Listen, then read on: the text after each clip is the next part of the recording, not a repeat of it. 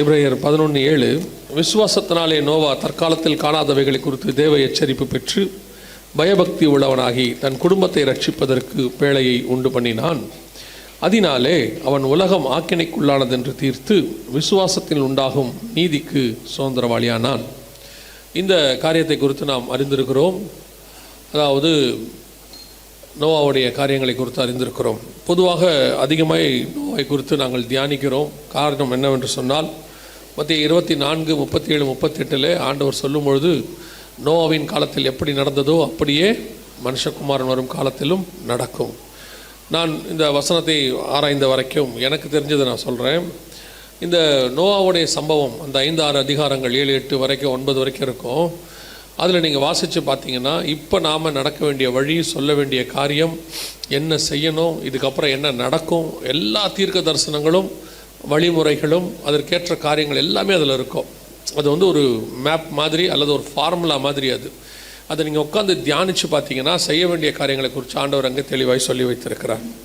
இப்போ இந்த வசனத்தை வாசிக்கும் பொழுது நோவா விசுவாசத்தினால் உண்டாகிற அந்த நீதியை சுதந்திரிப்பதற்காக அப்படின்னு இருக்கு. அப்படின்னா என்னென்னா அவன் அடுத்து வரப்போகிறதான மிக முக்கியமான சுதந்திரம்னா அடுத்து அவன் வேலைக்கு வெளியே வந்து உலகத்தை அவன் சுதந்திரிக்கணும். விசுவாசம் உண்டாகும் நீதினா அது இன்னும் கொஞ்சம் இதையெல்லாம் சுதந்திரிவாளி ஆனான்னு இருக்கு. ஸோ அந்த சக்ஸஸ் அவன் அடைவதற்கு சில காரியங்களை செய்ய வேண்டி இருக்கிறது என்று சொல்லி நாம் பார்க்கிறோம். இப்போது இந்த காரியத்தை வாசிக்கும் பொழுது இதே காலகட்டத்தில் தான் நாமளும் இருக்கிறோம். நோவாவுடைய காலகட்டத்தை போல தான் இப்போ இருக்கிறோம் ஸ்பிரிச்சுவலி. அப்படி இருக்கிற நம்ம சில காரியங்களை செய்தால்தான் நோவாவை போல அடுத்து வரக்கூடியதான ஒரு ஆவிக்குரிய உலகம், ஒரு ஆவிக்குரிய ராஜ்யம் அல்லது பரலோகத்தில் நமக்கு இருக்கிறது, ஆயிடவர்ஸ் அரசாட்சி, இப்படி நிறையா இருக்குது. இதை நாம் சுதந்திரிக்கணும். நாம் ஏதோ இந்த பூமியில் இந்த வாழ்க்கையை வாழ்ந்து போகிறதுக்காக கர்த்தர் நம்மளை அழைத்திருக்கிறார். இதுதான் நம்முடைய டெஸ்டினேஷன் அல்லது முடிவு என்று நீங்கள் நினைப்பீர்களானால் பவுல் சொல்லுகிறார், இம்மைக்காக மாத்திரம் நாம் அதை தேடுகிறவர்களாக இருந்தால் நாம் எப்படிப்பட்டவங்களாக இருப்போமா?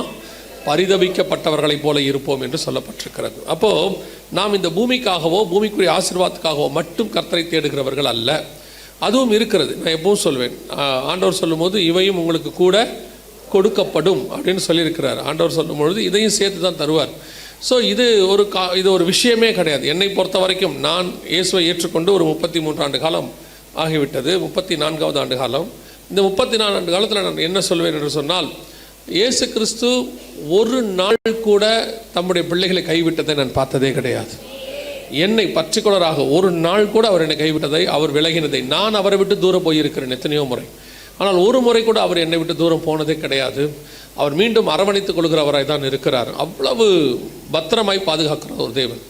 அப்படிப்பட்டதான ஒரு ஆண்டவர் இவ்வளோ காரியங்களை செய்கிறவரை போய் இன்னும் ஆண்டவர் அதுக்காகத்தான் நான் தேடுகிறேன் என்று சொன்னால் எப்படி ஒரு கணவனை ஒரு மனைவி வந்து நீ சம்பாரிச்சு போடுற அதனால தான் நான் கூட இருக்கிறேன் அப்படின்னு சொன்னால் அவருக்கு எவ்வளோ ஹர்ட் ஆகுமோ, ஏதோ நீ துணி துவச்சி போகிற பாத்திரம் விளக்குற அதனால தான் உன்னை வீட்டில் வச்சுருக்கிறேன்னு சொன்னால் அந்த அம்மாவுக்கு எவ்வளோ ஹர்ட் ஆகுமோ, அந்த மாதிரி தான் ஆண்டவருக்கும் ஹர்ட் ஆகும். நீங்கள் சொல்கிறது பல நேரத்தில் நம்ம வீட்டில் அப்படி தானே சொல்கிறோம், ஏதோ அந்த ஆளால் ஒரு பிரயோஜனம் இல்லைங்க, ஏதோ சம்பாரிச்சு போடுறாப்புல அப்படின்றது நம்ம எவ்வளோ ஒரு கேவலமாக நம்ம நடத்துகிறோம் அப்படின்னு அர்த்தம். அதே மாதிரி மனைவியை பார்த்து நம்ம வந்து ஏதோ நீ துணி வச்சு போகிற பாத்திரம் விளக்குற அதுக்காக நீங்கள் இருக்கிற அப்படின்னு சொன்னால் அது வேலைக்காரங்களுடைய வேலை. ஒரு வேலைக்கு நம்ம ஒருத்தரை வச்சோம்னா அவங்க அதை செய்வாங்க. அது ஒரு வேலைக்காரின்னு சொல்கிறது கூட அர்த்தம். அது மாதிரி தான் ஏதோ இயேசு கிறிஸ்து எங்களை ஆசீர்வதிக்கிறார் அதனால் அவர் எனக்கு தேவனாக இருக்கிறார் அப்படிங்கிறது அதுக்கு ஈக்குவலான வார்த்தை இல்லை. நம்ம அதையும் தாண்டி ஒரு கணவன் மனைவியை நேசிக்கிறதும் மனைவி கணவன் நேசிக்கிறதும் பிள்ளைகளை பெற்றோர் எந்த ஒரு முகாந்திரம் இல்லாமல் நேசிப்பாங்க. அதாவது எந்த ஒரு பிரதிபலன் எதிர்பார்க்காமல் நேசிப்பாங்க. பாருங்கள், அந்த நேசம்தான் தேவன் நம்மேல் வைத்திருக்கிறார். அதே நேசத்தை நம்மிடத்திலும் அவர் எதிர்பார்க்கிறார். அவ்வளோதான். இயேசு கிறிஸ்து எதுக்காக நம்மளை நேசிக்கணும்? கொஞ்சம் யோசிச்சு உட்காந்து பாருங்கள். அவர் நம்மளை நேசிக்கிறதுக்கு என்ன இருக்குது நம்மக்கிட்ட? ஏதாவது 1% இருக்குதான்னு பாருங்கள். ஒன்றுமே இருக்காது. ஆனால் நம்மளெல்லாம் நேசிக்கிறாருங்கிறது உண்மையிலே பெரிய விஷயம்தான். அப்படி இருக்கும் பொழுது அந்த அன்பை அவர் திருப்பி எதிர்பார்க்கறது இயல்பு தானே. நான் செலுத்துகிற அன்பை திருப்பி என்ன செய்யணும்? எனக்கு செலுத்தணும்னு. ஆனால் நாம் இந்த கடைசி காலத்தில் ரொம்ப சீப்பான மக்களாய் மாறிக்கொண்டே இருக்கிறோம். நம்மளை அப்படி மாற்றிட்டாங்களா இல்லை மாறுறீங்களான்னு தெரியல. இதுக்காகத்தான் நான் இயேசுவை தேடுறேன் அப்படின்னு சொல்கிறது. அப்போ ஆண்டவர் ஒரு நோக்கத்தோடு கூட தான் ஒரு காரியத்தையும் செய்கிறார் என்று சொல்லி பார்க்கிறோம். இந்த இடத்துல இந்த வசனத்தை வாசித்த போது 7வது வசனத்தில் நோவா பயபக்தி உள்ளவனாகி தன் குடும்பத்தை ரட்சிப்பதற்கு பேழையை உண்டு பண்ணினான் அப்படின்னு சொல்லி பார்க்கிறோம். ஆனால் கர்த்தருடைய திட்டம் அது மட்டுமல்ல, அதுவும் கர்த்தருடைய திட்டத்தில் இருக்கிறது அந்த இடத்துல. ஆனால் கர்த்தருடைய திட்டத்தில் அது மட்டும் இல்லை, இன்னும் சில காரியங்களும் இருக்கிறது. இப்போ 3 முக்கியமான விஷயங்களை பேழைக்குள்ளே கர்த்தர் செய்கிறார். பேழைக்குள்ளே வைக்க சொல்கிறார் ஆண்டவர் 3. ஆனால் நோவா இந்த வசனத்தை வாசிக்கும் பொழுது பயபக்தி உள்ளவனாகி என்ன செய்தாராம், பேழைக்குள்ள தன் குடும்பத்தை ரட்சிக்கும்படி அப்படின்னு வசனம் சொல்லுது. ஆனால் கர்த்தருடைய திட்டம் என்னன்னு சொல்லி பாருங்க. வாசிங்க முதலாவதாக 18வது வசனம் வாசிங்க. 6ஆம் அதிகாரம் ஆதியாகமத்தின் புஸ்தகம் 18வது வசனம் வாசிங்க. நீ பேழைக்கு ஆனாலும் உன்னுடனே உன் உடன்படிக்கையை ஏற்படுத்துவேன், நீயும் உன்னோடு கூட உன் குமாரரும் உன் மனைவியும் உன் குமாரரின் மனைவிகளும் பேழைக்குள் பிரவேசியுங்கள். முதலாவதாக தேவனுடைய திட்டம் ஃபர்ஸ்ட் பேழைக்குள்ள இருக்க வேண்டியது யார் அப்படின்னு பார்த்தீங்கன்னா, நோவாவும் அவன் குமாரரும் அவன் மனைவியும் அவன் குமாரன் மனைவிகளும் அப்படின்னு இருக்கிறது. இப்போ நீங்க வாசிச்ச எபிரேயர் 11:7 திருப்பி வாசிங்க பார்ப்போம். விசுவாசத்தினாலே நோவா தற்காலத்திலே காணாதவைகளை குறித்து தேவ எச்சரிப்பு பெற்று பயபக்தி உள்ளவனாகி தன் குடும்பத்தை ரட்சிப்பதற்கு பேழையை உண்டு பண்ணினான். இதான் கர்த்தர் சொன்னார், நீயும் உன் குமாரரும் உன் மனைவியும் உன் குமாரரின் மனைவிகளும் பேழைக்குள் பிரவேசியுங்கள். இது கர்த்தர் ஃபர்ஸ்ட் சொன்னது. இப்போ கர்த்தர் ஆண்டவர் நோவாவை பார்த்து ஒரு பேழையை உண்டு பண்ண சொல்லிட்டு அதில் ஃபஸ்ட்டு உள்ளே போக சொன்னது இவங்களை பற்றி தான் சொன்னார். இப்போ நோவாவும் அதைத்தான் கரெக்டாக செய்கிறார். வசனம் சொல்லுது, தன் குடும்பத்தை ரட்சிப்பதற்கு ஒரு பேழையை உண்டு பண்ணினான் அப்படின்னு. இது முதலாவதாக பேழைக்குள் இருக்க வேண்டியதான ரொம்ப இம்பார்ட்டண்ட்டான ஒரு விஷயம். இன்றைக்கி நாம் கர்த்தருடைய வருகைக்குள்ளே பிரவேசிக்க போகிறோம். கர்த்தர் நமக்கென்று ஒரு ஸ்தலத்தை ஆயத்தம் பண்ணி கொண்டு இருக்கிறார். கர்த்தர் நம்மளை என்ன செய்கிறாரு, கொண்டு போய் அதில் வைக்க போகிறாரு. நான் எங்கே இருக்கிறேனோ அங்கே உங்களை வைத்துக் கொள்வேன் என்று கர்த்தர் வாக்கு பண்ணியிருக்கிறார். அதில் முதலாவது பிரவேசிக்க வேண்டியவர்கள் யார் அப்படின்னு சொல்லி பார்த்தீங்கன்னா, முதலாவது நாமும் நம்முடைய குடும்பமும் இந்த பேழைக்குள் பிரவேசிக்கிறவர்களாய் காணப்பட வேண்டும். இப்போது இந்த நானும் என் குடும்பமும் பிரவேசிக்கணும். நிறைய பேர் வீட்டில் போனீங்கன்னா அந்த ஒரு வசனம் இருக்கும், நானும் என் வீட்டாருமோ வென்றால் கர்த்தரையே சேவிக்கிறீங்களாங்கிறதான் கேள்வி. நானும் என் வீட்டாருமோ வென்றால் கர்த்தரையே சேவிப்போம், சேவிக்கிறோமா? இன்றைக்கி கிறிஸ்தவ குடும்பங்களை பற்றி மட்டும்தான் நான் பேசுகிறேன். இன்றைக்கி கிறிஸ்தவ குடும்பங்களில் எத்தனை குடும்பம் சொல்ல முடியும், 100% நாங்கள் வருகையில் போவோம், நானும் என் குடும்பமும் என் பிள்ளைகளும் நாங்கள் கண்டிப்பாக போவோம் அப்படிங்கிற ஒரு நிச்சயம் எத்தனை பேருக்கு இருக்கிறதுன்றது பார்க்கணும். இந்த காலகட்டத்தை கடைசி ஒரு 20 வருஷத்தை எடுத்து பார்க்கும் பொழுது அநேக குடும்பங்கள், ஒரு பக்கம் குடும்பங்கள் உடைகிறது, குடும்பத்தை ஒரு பக்கம் பிசாசு என்ன செஞ்சுக்கிட்டு இருக்கிறான், உடைச்சிக்கிட்டு இருக்கிறான். இன்னொரு பக்கம் பெற்றோருக்கும் பிள்ளைகளுக்கும் நடுவில் மிகப்பெரிய கேப், கேட்டால் அதுக்கு பேர் ஜென்ரேஷன் கேப், என்னென்னமோ சொல்கிறாங்க, பெரிய கேப். இப்போ அந்த பிள்ளைகள் கிறிஸ்துவுக்குள்ளே வருவார்களா, பேழைக்குள்ளே வருவார்களா? பட் இவங்க எல்லாருமே கிறிஸ்டியன் தான், இதான் இங்கே இம்பார்ட்டன்ட். இவங்க எல்லாருமே கிறிஸ்தவர்கள் தான். இன்னும் சொல்ல போனால் இவர்கள் ஆலயத்துக்கு கூட ஒன்றாய் வருவார்கள். ஆலயத்தில் வந்து ஒரு குடும்பம் 4 பேர் இருக்கிறீங்கன்னு வச்சுக்கோங்களேன், கணவன் மனைவி 2 பிள்ளைகள், நான் ஒரு அப்ராக்சிமேட்டாக சொல்கிறேன், 4 பேர் இருக்கீங்கன்னு வச்சுக்கோங்களேன். இந்த 4 பேரும் ஒரு ஒன்னஸோட, ஒரே மனதோடு கூட ஆலயத்தில் உட்கார முடியுதா? உங்களால் வந்து உட்கார முடியுதா? அல்லது ஒரே மனதோடு கூட உங்களால் குடும்பத்தை இன்றைக்கி நடத்த முடியுதா? அதான் ரொம்ப ஃபஸ்ட். இன்றைக்கி சகோதரர் வந்து ரொம்ப அழகாக சொன்னார், நீங்கள் ஜெபிக்கிறீங்க போய் அடுத்து சுவிசேஷம் சொல்லணும்னு. அதுக்கு முன்னாடி ஃபஸ்ட்டு செய்ய வேண்டிய ஃபஸ்ட்டு ப்ரிஃபரன்ஸ் உங்கள் குடும்பத்தை நீங்கள் ஆயத்தம் பண்ண வேண்டும். நீங்கள் போய், எனக்கு நான் பார்க்குற 2 விஷயம் இருக்குது. ஒன்று, ஒரு குரூப் இருக்குது, நல்லா ஊழியம் கூட பண்ணுது, நல்லா ஊழியம் பண்ணுது, ஆனால் அவர்கள் குடும்பத்தை பார்த்தீங்கன்னா பிரச்சனையில் இருக்குது. அந்த குடும்பம் பரலோகத்துக்கு வருமாங்கிறது பிரச்சனையாக இருக்குது. பார்க்கும் பொழுது அவர்களுக்குள்ள என்ன இருக்குது அப்படின்னு கேட்டிங்கன்னா, கிறிஸ்துவுக்கு உண்டான அந்த ஐக்கியம் என்பது இப்போ இல்லாமல் போய் கொண்டிருக்கிறது. அதான் எங்கள் பிரச்சனை. அது கணவன் மனைவிக்குள்ளேயோ அல்லது பிள்ளைகள் பெற்றோருக்குள்ளேயோ ஒரு ஐக்கியம். ஏன்னா இந்த வசனத்தை வாசிக்கும் பொழுது எனக்கு ரொம்ப ஆச்சரியமாக இருந்துச்சு. என்ன அப்படின்னு கேட்டிங்கன்னா, நோவாவுக்கு கர்த்தர் ஒரு தரிசனம் கொடுக்குறார். என்ன சொல்கிறாருன்னா, அந்த வசனத்தை நீங்கள் வாசிங்க இல்லையா, தற்காலத்தில் காணாதவைகளை குறித்து தேவ எச்சரிப்பு பெற்று. இப்போ ஆண்டவர் என்ன சொல்லியிருப்பார் நோவா கிட்ட, எப்பா இன்னொரு வருஷம் சொல்லியிருக்க மாட்டார், இன்னும் சில கொஞ்ச நாளில் உலகம் அழிய போது நீ ஒரு பேழையை உண்டு பண்ணு. அது சொல்கிறாரு, இங்கே சொல்கிறாரு, ஜலத்தினால் அழிக்க போகிறேன், நீ ஒரு பேழையை உண்டு பண்ணு.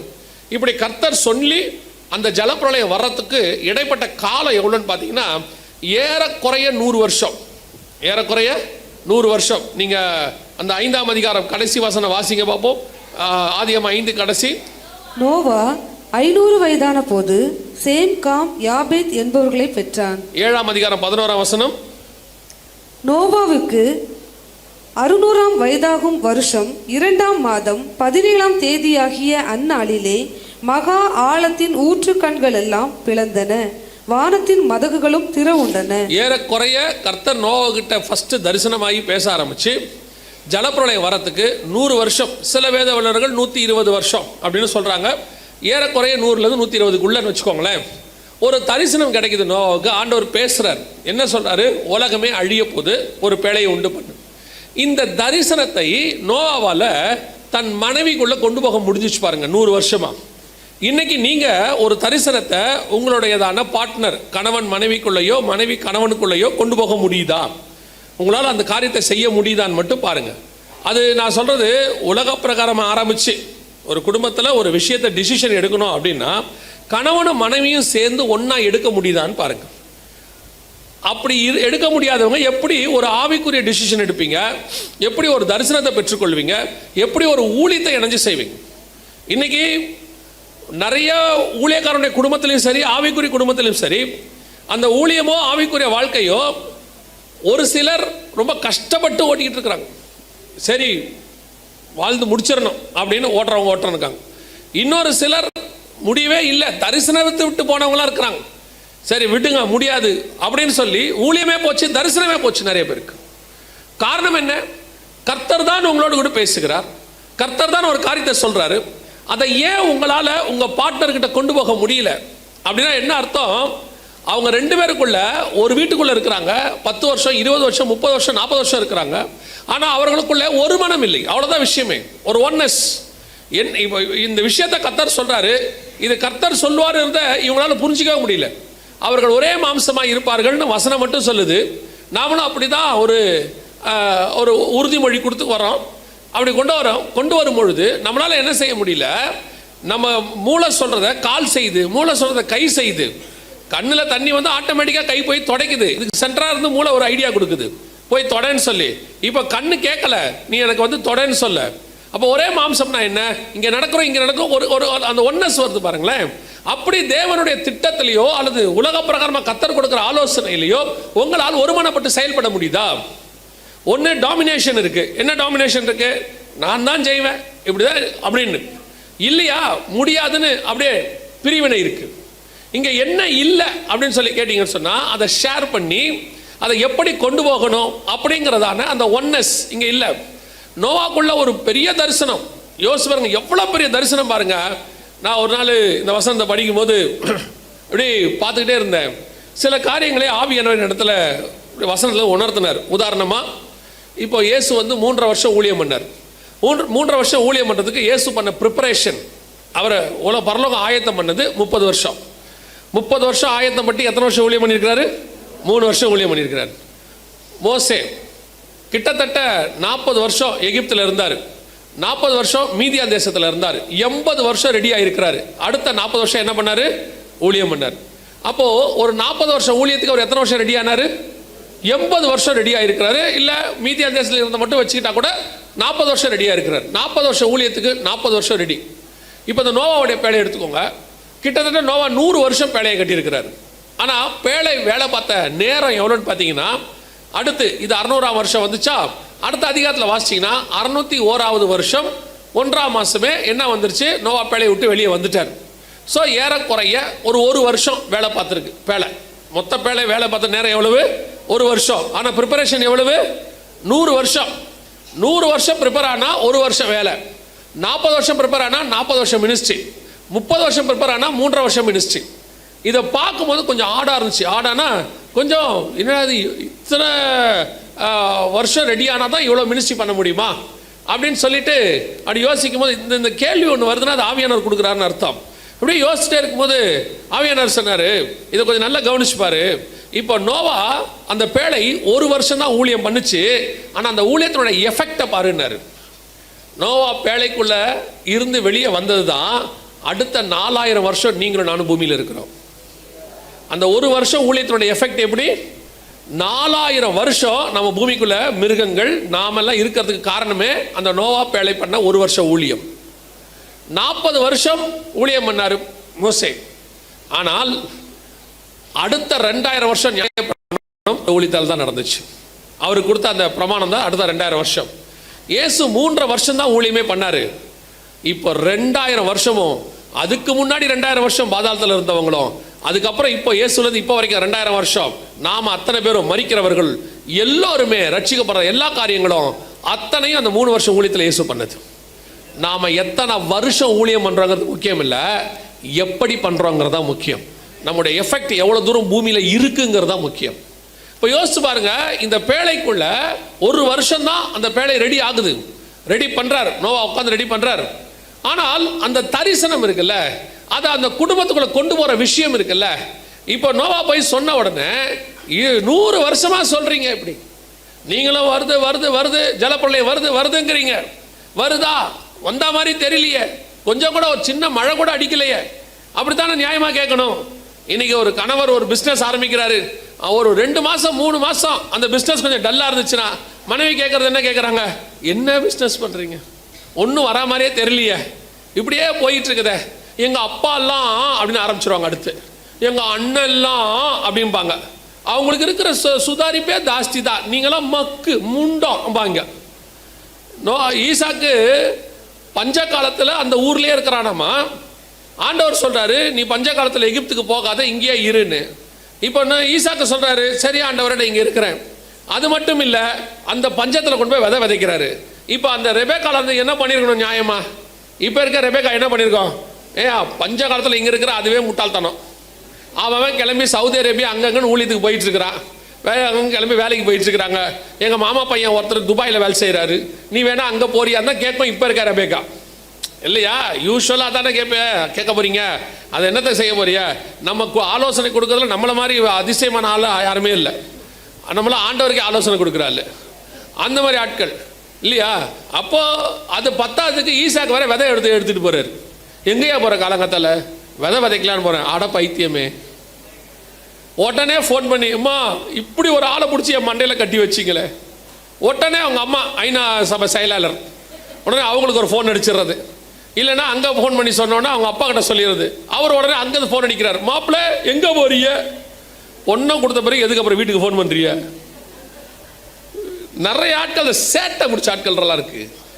நீங்கள் தான் இந்த குடும்பத்துக்கு வந்துட்டீங்கல்ல, அது இனி உங்கள் குடும்பம் எது? இதானே. அப்புறம் இந்த குடும்பத்தை பற்றி வீட்டுக்கு போய் ஃபோன் பண்ணி கம்ப்ளைண்ட் பண்ணிகிட்டே இருந்தால் என்ன அர்த்தம்? சில அம்மாமார்கள்லாம் இருக்குது, உங்களை சொல்ல நீங்கள்லாம் தங்கம், நான் பேசுகிறது எல்லாமே சுரண்டைக்கு வெளியேன்னு வச்சுக்கோங்க. நான் சொல்கிறது புரியுதா? நீங்கள் தான் இப்படி நினச்சிடக்கூடாது, லட்சுமிபுரத்தை சொல்கிறார் போல்.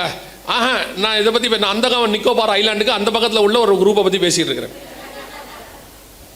சில அம்மாமார்கள்லாம் இருக்குது, எப்போ பார்த்தாலும் கணவர்கிட்ட எங்கள் அப்பா எங்களை எப்படி வச்சுருந்தார் தெரியுமா? எங்கள் வீட்டில் ராணி மாதிரி நாங்கள் இருந்தோம், 4 பேர் இருந்தோம், 4 பேரும் ராணி. எந்த நாட்டுக்கு நாம் ராணியாக இருந்தோம் சொல்லுங்க? எப்போ பாரு சில நேரங்களில் அந்த ஆள் ஏதோ பாவம் வேலைக்கு போகிறான், கஷ்டப்படுறான், சம்பாதிக்கிறான், கொண்டு வந்து கொடுக்குறான், ஏதோ சரி அந்த ஆளுக்கு இருக்கிற திறமையில அந்த ஆள் ஓடிக்கிட்டு இருக்கான். கொஞ்சம் திறமை குறைவாக கூட இருக்கும். எல்லாரும் ஒரே மாதிரி இருக்கிறோமா? எல்லாரும் ஒரே மாதிரி இருக்குமா? நீங்கள் வந்து உங்கள் அம்மா மாதிரி இருக்கீங்களா? அதை நம்பித்தானே நாங்கள் கல்யாணம் பண்ணுறோம். சரி, மாமியார் ரொம்ப அன்பாக இருக்காங்க, அதே மாதிரி இந்த அம்மா இருக்குன்னு பார்த்தா மாமியாருக்கு ஆப்போசிட்டாக இருக்குது இல்லையா? கொண்டாந்து கல்யாணம் பண்ணி சரியா அவரோட்ட போட்டு அந்த ஆளை போட்டு சேட்டை பண்ணி ஒரு ஆள் அந்த மாதிரி ஒரு தெரிஞ்ச ஒரு ஆள் அப்படி பண்ணிவிட்டான்.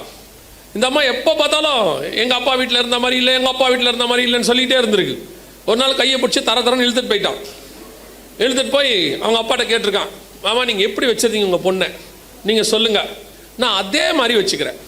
ஏன்னா நான் என்ன பண்ணாலும் இந்த அம்மா என்ன செய்யுது, எங்கள் அப்பா வீட்டில் இருந்த மாதிரி இல்லைன்னு சொல்லுது, நீங்கள் சொல்லுங்கள் நான் வச்சுக்கிறேன் அதே மாதிரினோடனே அவங்க அப்பா சொன்னாராம், போடா பைத்தியக்காரா, இவளை வச்சுக்க முடியாதுன்னு தானே 22 வயசான உடனே யாராவது மாப்பிள்ளை இருந்தால் சொல்லுங்கன்னு ஊரெல்லாம் சொல்லி வச்ச, நீயா தானே வந்து மாட்டிக்கிட்ட, நாங்களா வந்து உன்னை கேட்டோம், மரியாதை கூட்டிகிட்டு போ அப்படின்னாராம். அப்போ அவனுக்கு பக்குன்னு ஆகி போச்சான். ஓ, இதுக்கு பின்னாடி இவ்வளோ பெரிய விஷயம் தான் இருக்குது போல அப்படின்ட்டு கிளம்பும் போது மாமனார் திருப்பி கூப்பிட்டாரு, இங்கே வா மாப்பிள்ளை, நான் இவளை கை பிடிச்சி கொடுமா அழுதுனேன், ஞாபகம் இருக்கா உனக்கு அப்படின்னு கேட்டார். ஆமாம் மாமா, பொண்ணை பிரியும் அழுதுங்க. சே நான் இன்னையோட தப்பிச்சேன், இன்னிலேருந்து நீ மாட்டினேன் தான்டா நான் அழுதேன், உனக்காக தான் அழுதேன் நான் அப்படின்னாரா. 22 வருஷத்துக்கு மேலே அப்பாவே வச்சுக்க மாட்டேங்கிறாரு. மாப்பிள்ளை கிடைக்குமான்னு கேட்டு கொடுத்துட்றாரு. அந்த ஆள் சாவர வரைக்கும் வச்சு பாதுகாக்கிறான். அந்த ஆளை போய் எப்போ பார்த்தாலும் சேட்டை பண்ணிக்கிட்டே இருக்கிறது. ஒரு விஷயத்தை வந்தால் சொல்கிறாருன்னா முதல்ல காது கொடுத்து கேளுங்க, என்ன சொல்கிறாருன்னு கேளுங்க. நீங்கள் படித்தவங்க தான், இல்லைன்னு சொல்லலை, நீங்கள் ஆலோசனை சொல்லலாம், அதை யாரும் சொல்லலை. கர்த்தருடைய தரிசனம் அந்த ஆள்கிட்ட இருக்குல்ல, கர்த்தர் ஏதோ ஒன்று வெளிப்படுத்துவார்ல. நான் பிரதர் வீட்டில் தங்கியிருக்கிறேன், எனக்கு ரொம்ப ஆச்சரியமாக இருந்துச்சு அவர் சொன்னதை. இப்போ நான் நேற்று கூட தம்பிங்கிட்ட சொல்லிட்டு போனேன், அது எப்படி அப்படின்னு எனக்கு புரியலன்னு. அவர் ஆசைப்பட்டது போலீஸ் ஆகணும்னு சொல்லி, ஆனால் பார்க்குறது விவசாயம். பொதுவாக நம்ம என்ன பண்ணுவோம், விவசாயத்துலேருந்து போலீஸுக்கு போவோம், அவர் போலீஸ்லேருந்து விவசாயத்துக்கு வர்றாரு. அதை அந்த குடும்பம் அக்செப்ட் பண்ணிக்குது பாருங்களேன், அவங்க ஒத்துக்கிறாங்க பாருங்க. இல்லைன்னா நம்ம என்ன செய்வோம், ஆமாம் நல்ல பொழப்ப விட்டுட்டு விவசாயத்துக்கு வந்திருக்காரு அப்படி தானே கேட்போம். இன்னைக்கு அந்த மனுஷனை கர்த்தர் ஆசீர்வதிச்சிருக்கிறாருல்ல, அப்போ அந்த தரிசனத்தை புரியணும்ல. அதுதான் இருக்கிறதுல ரொம்ப முக்கியம். ஆண்டவர் என்ன சொல்றாருன்னு கேட்கணும். அது உங்க இஷ்டப்படித்தான் ஆண்டவர் சொல்லுவார்னு எதிர்பார்க்க முடியாது. நான் சொல்றது கணவனுக்கும் பொருந்தும், எதனா மனைவிக்கு மட்டும் சொல்ல நினைக்காதீங்க, கணவனுக்கும் பொருந்தும். ரெண்டு பேருக்கும் ஏதோ ஒரு காரியத்தை கர்த்தர் சொன்னா அது கர்த்தர் சொல்றாரான்னு பார்க்கணும். அது கர்த்தர் சொல்ற விஷயம் ஃபர்ஸ்ட் இருக்கணும். அதை ரெண்டு பேரும் ஒருமித்து அந்த தரிசனத்தை தாங்கணும். இல்லைன்னா அந்த தரிசனத்தை நிறைவேற்றுறது ரொம்ப கஷ்டம். பல நேரங்களிலே அநேகருடைய வாழ்க்கையில கர்த்தர் கொடுத்த தரிசனம் நிறைவேறாம போறதுக்கு அதான் காரணம். நிறைய ஊழியக்காரங்களை வாழ்க்கையில நான் பார்த்துருக்கிறேன், நல்ல ஓட்டத்தை ஓடுறாங்க, அவங்களுடைய வாழ்க்கையில வீழ்ச்சி எங்க வருது. நான் ஒரு பெரிய ஊழியக்காரர், நான் பெயர் சொல்ல விரும்பலை, பெரிய ஊழியக்காரர், அவருக்கு இருந்த திறமைக்கும் உலக பிரகாரமாக சொல்கிறேன், அவருக்கு அவ்வளோ டேலண்ட். பத்தாவதுக்கு கர்த்தர் அவருக்கு பயங்கரமான கிருபையை கொடுத்துருந்தார். அவர் காலகட்டத்தில் அவரை மாதிரி ஒரு மனுஷன் கிடையவே கிடையாது. நான் சொல்லுவேன், அவ்வளவு எல்லாம் நினைஞ்ச மனுஷன். அந்த மனுஷனுடைய வீழ்ச்சிக்கு காரணம் அவர் குடும்பம் மட்டும். அவரால் அவர் குடும்பத்தோடு கூட ஒருமனமாக இருக்க முடியல, இல்லை அந்த குடும்பத்தோட அவரோட ஒருமனமாக இருக்க முடியல. அதனுடைய வீழ்ச்சி என்னவாயிருச்சு, எங்கேயோ இருக்க வேண்டிய மனுஷன் கடைசியில் எப்படியோ அந்த ஊழியம் முடிஞ்சு போச்சு. உங்களுக்கு கர்த்தர் கொடுக்குற அந்த தரிசனத்தை தாங்குகிறவர்களை மாறுங்க. ஒரு மனுஷனுக்கு தரிசனம் கொடுத்தா அது குடும்பத்துக்கு கொடுத்த தரிசனம்னு அர்த்தம். முழு குடும்பம் தாங்கி பிடிக்கணும். எனக்கு ரெபேக்காளை ரொம்ப பிடிக்கணும். அடிக்கடி நான் சொல்றது காரணம் என்னன்னா, அவ்வளோ பெரியதான ஒரு பஞ்ச தேசம், விதைக்கு அவன் புறப்படுறான். அந்த மாதிரி வாயை திறந்து ஒரு வார்த்தை பேசாது. அந்த முடிவு வர்ற வரைக்கும் வெயிட் பண்ணுது. அந்த வருஷம் வசனம் சொல்றது, அந்த வருஷம் கர்த்தர் அவனை 100 மடங்கு ஆசீர்வதித்தார். நீங்க பொறுத்து பாருங்க. ஒரு கணவன் ஒன்று செய்கிறாரா, மனைவி ஒன்று செய்கிறாங்களா, கொஞ்சம் வெயிட் பண்ணி பாருங்க. அது கர்த்தர் சொன்னதாக இருந்தால் அதோட ஆசீர்வாதம் வரும். சில நேரங்களில் நெகட்டிவ் கூட வரும், வீழ்ச்சி கூட வரும். அந்த நேரத்தில் நீங்கள் எப்படி இருக்கணும் தெரியுமா, கூட இருக்கிற ஆளை நீங்களும் சேர்ந்து நசுக்கக்கூடாது போட்டு. சில நேரங்களில் இப்போ 100 வருஷம் வேலையை கட்டுறாரு, 50 வருஷம் ஆச்சு, இல்லை ஒரு 10 வருஷம் ஆச்சு, மழை வரல. இன்னைக்கு நோவா அப்படியே உலகமே பைத்தியக்காரன்னு சொல்லும், அப்படிதானே வசனம் சொல்லுது பேதுருவின் புஸ்தகத்தில். நோவா நீடிய தேவன் நீடிய பொறுமையோடு காத்திருந்த போது அவைகள் கீழ்ப்படியாமல் போன ஆவிகள்னு சொல்லி. நோவா காலத்தில் ஒருத்தன் கூட நோவாவுடைய சுவிசேஷத்தை ஏற்றுக்கொள்ளலை. அவர் சொன்ன நீ அந்த பிரசங்கத்தை ஒருத்தன் கூட இல்லை, நீதியை பிரசங்கித்தவனாகிய நோவா அப்படின்னு இருக்கு. அப்போ ஒருத்தன் கூட ஏற்றுக்கொள்ளலை. கிட்டத்தட்ட ஒரு பக்கம் பிரசங்கம் பண்ணிட்டு இருக்கிறேன், ஒரு பக்கம் பேழையை கற்றார். அத்தனை பேர் என்ன சொல்லியிருப்பான், நோவாவை பார்த்து வைத்தியக்கார மாதிரி பண்ணிட்டு இருக்கிறேன். ஏன்னா இது உலகமே. இப்போ நீங்கள் சொல்லி பாருங்க, நோவாவுடைய தரிசனத்தை இப்போ நீங்கள் சொல்லி பாருங்க. இந்த மாதிரி உலகமே அழிய போகுது, இது நாங்கள் இப்போ அதை தான் சொல்லிட்டு இருக்கிறோம். உலகமே ஒரு மிகப்பெரிய பேரழிவை சந்திக்க போகுது, அதுக்கு நடுவில் தேவ பிள்ளைகளை கர்த்தர் காப்பாற்றுவார். இதைத்தான் அவன் சொல்கிறான். இந்த பேழையை கர்த்தர் காப்பாற்ற போறாரு, இந்த பேழைக்குள்ளே வருகிறவங்க எல்லாம் கர்த்தர் காப்பாற்றுவார். இதை சொன்னால் உலகம் அவனை பைத்தியமாய் பார்க்கும். சரி, உலகம் பைத்தியமாக பார்க்கட்டும். இவங்க வீட்டில் எப்படி பார்த்துருக்கணும் அவனை நியாயமா? ஏன்பா நீங்களும் 10 வருஷமா சொல்றீங்க, 20 வருஷமா சொல்றீங்க, 30 வருஷமா சொல்றீங்க, 50 வருஷம் சொல்றீங்கப்பா, எவனாவது கேட்குறானாப்பா, எதுக்குப்பா இந்த பிரசங்கம்? ஒரு ஊழியத்துக்கு ஒரு மனுஷனோட போய் கல்யாணம் பண்ணி ஊழியத்துக்கு போய் அங்கே ஒரு ரிசல்ட் இல்லை, அந்த இடத்துல ஒரு 10 பேர் கூட ரட்சிக்கப்படல, 5 பேர் தான் வந்திருக்காங்க, இல்லை ஒருத்தர் கூட வரலன்னு வச்சுக்கோங்க. அந்த ஊழியக்கார குடும்பம் சமாதானமாக இருக்குமா? முதல்ல அந்த கர்த்தர் சொல்லி தான் அந்த ஊழியக்காரர் போயிருப்பார். நான் ஒரு மிஷனரியை பற்றி கேள்விப்பட்டேன். கிட்டத்தட்ட ஒரு வருஷம் ஒரு ஆத்மா கூட வரல. ஒரே ஒரு வருஷம் ஒரு ஆத்மா கூட வரவே இல்லை.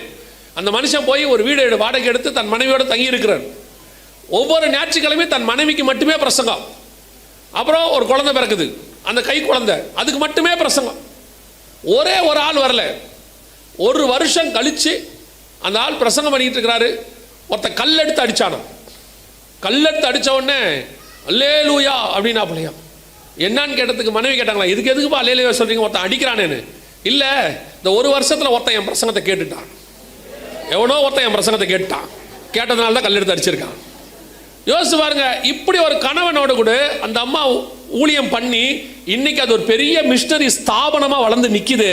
அதுதான் அந்த கூட இருக்கிறவங்களுடையதான தரிசனத்தை தாங்கிறதோட எஃபெக்ட். பல நேரத்தில் நெகட்டிவ் வரும். வீழ்ச்சி அடையாதவன் எவன் இருக்கான்? உலகத்தில் வீழ்ச்சி அடையாதவன் எவன் இருக்கான்? இயேசு கிறிஸ்து ஒருத்தரை தவிர வீழ்ச்சி அடையாதவங்கன்னு ஒருத்தன் கிடையவே கிடையாது. ஆனால் நீங்கள் அந்த வீழ்ச்சி அடைகிற நேரத்தில் அந்த தரிசனத்தை தாங்கி பிடிக்கிறவர்களாக இருக்கணும். தரிசனத்தில் போகும்போது எல்லாமே நீங்கள் நினைக்கிற மாதிரி நடக்கும்னு சொல்ல முடியாது. செங்கடலை பிளந்தாச்சு, அந்த பக்கம் கூட்டிகிட்டு போயாச்சு, ஒரு மாதம் ஆகி போச்சு, சாப்பாடே இல்லை, முறுமுறுக்கிறாங்க. ஆண்டவரே எங்களை சாகடிக்க கூப்பிட்டு வந்தீங்களா? அதுக்கப்புறம் பார்க்குறான் தண்ணி இல்லை. ஆனால் ஜனங்கள் முறுமுறுக்கிறார்கள். மோசே முறுமுறுக்கவில்லை, ஆரோன் முறுமுறுக்கவில்லை, யோசுவா முறுமுறுக்கவில்லை. அதுதான் உங்களுக்கு நான் சொல்கிறேன். அந்த சூழ்நிலை வரும்போது முறுமுறுக்கக்கூடாது. யோசிச்சு பாருங்க, யோபின் மனைவியை பாருங்க. எல்லாருக்கும் போது குடும்பமே சந்தோஷமா இருக்கு, எல்லாருக்கும் போது குடும்பமே சந்தோஷமா இருக்கு. ஒரு நாள் வந்துச்சு, எல்லாம் ஒரு நாள் நெகட்டிவ். 100% பரு வந்துடுச்சு, தலையில் புழுதியை போட்டு உக்காந்துட்டார் மனுஷன். மிகப்பெரிய வீழ்ச்சி. அந்த நேரத்தில் அந்த அம்மா வந்து சொல்லிவிடுச்சு, இதான் ரெண்டாவது ரொம்ப இருக்கிறதுலே யோபுவால் தாங்க முடியாது. அது ஒன்று தான். என்ன தெரியுமா? இத்தனை வருஷம் கூட இருந்த ஆளுக்கு அது என்ன செய்யல, அது புரியவே இல்லை. ஃப்ரெண்ட்ஸுக்கு புரியலனா கூட பரவாயில்ல, நியாயம். யாருக்கு புரியல? மனைவிக்கு புரியல. பாருங்க, அந்த அம்மாவை சொல்லுது, தேவனை தூஷித்து ஜீவனை விடும். யோசிச்சு பாருங்க. ஆனால் எனக்கு அந்த அம்மாவை நான் குற்றமாசம் எப்பவுமே நான் அந்த அம்மா கிட்ட ஒரு நல்ல விஷயத்தையும் பார்ப்பேன். என்னன்னா, ஏதோ அவசரப்பட்டு பேசி பிடிச்சி எல்லாரும் போயிட்டாங்க, அந்த அம்மா மட்டும் போவே இல்லை. அந்த அம்மாட்ட என்ன செய்யல, போகவே இல்லை. நீங்கள் போய் கடைசி அதிகாரம் வாசிச்சு பாருங்க. யோபுக்கு எத்தனை பிள்ளைகள் பிறந்தார்கள்? 10 பிள்ளைகள். அப்போ அந்த அம்மா அங்கே தான் இருந்திருக்கு, அந்த அம்மா கூட தான் இருந்திருக்கு. சில நேரத்தில் சில அம்மாக்களுக்கு அப்படித்தான், அது போகாது. வாய் பேச தெரியாமல் பேசி போடுறது, அவசரத்தில், அர்ஜென்ட்டில், கோவத்தில். எது நல்லா செய்யும். அந்த நிறைய பாருங்க, நல்லா அம்மாக்கள்லாம் நல்லா செய்வாங்க, நல்லா பார்த்துப்பாங்க. வாய் சரி கிடையாது, பட்டீர்னு பேசி போடுறது. பேசிவிட்டு அதுக்கப்புறம் நல்லா கவனிச்சிங்கன்னா அந்த அம்மா செஞ்சது எதுவுமே நிற்காது.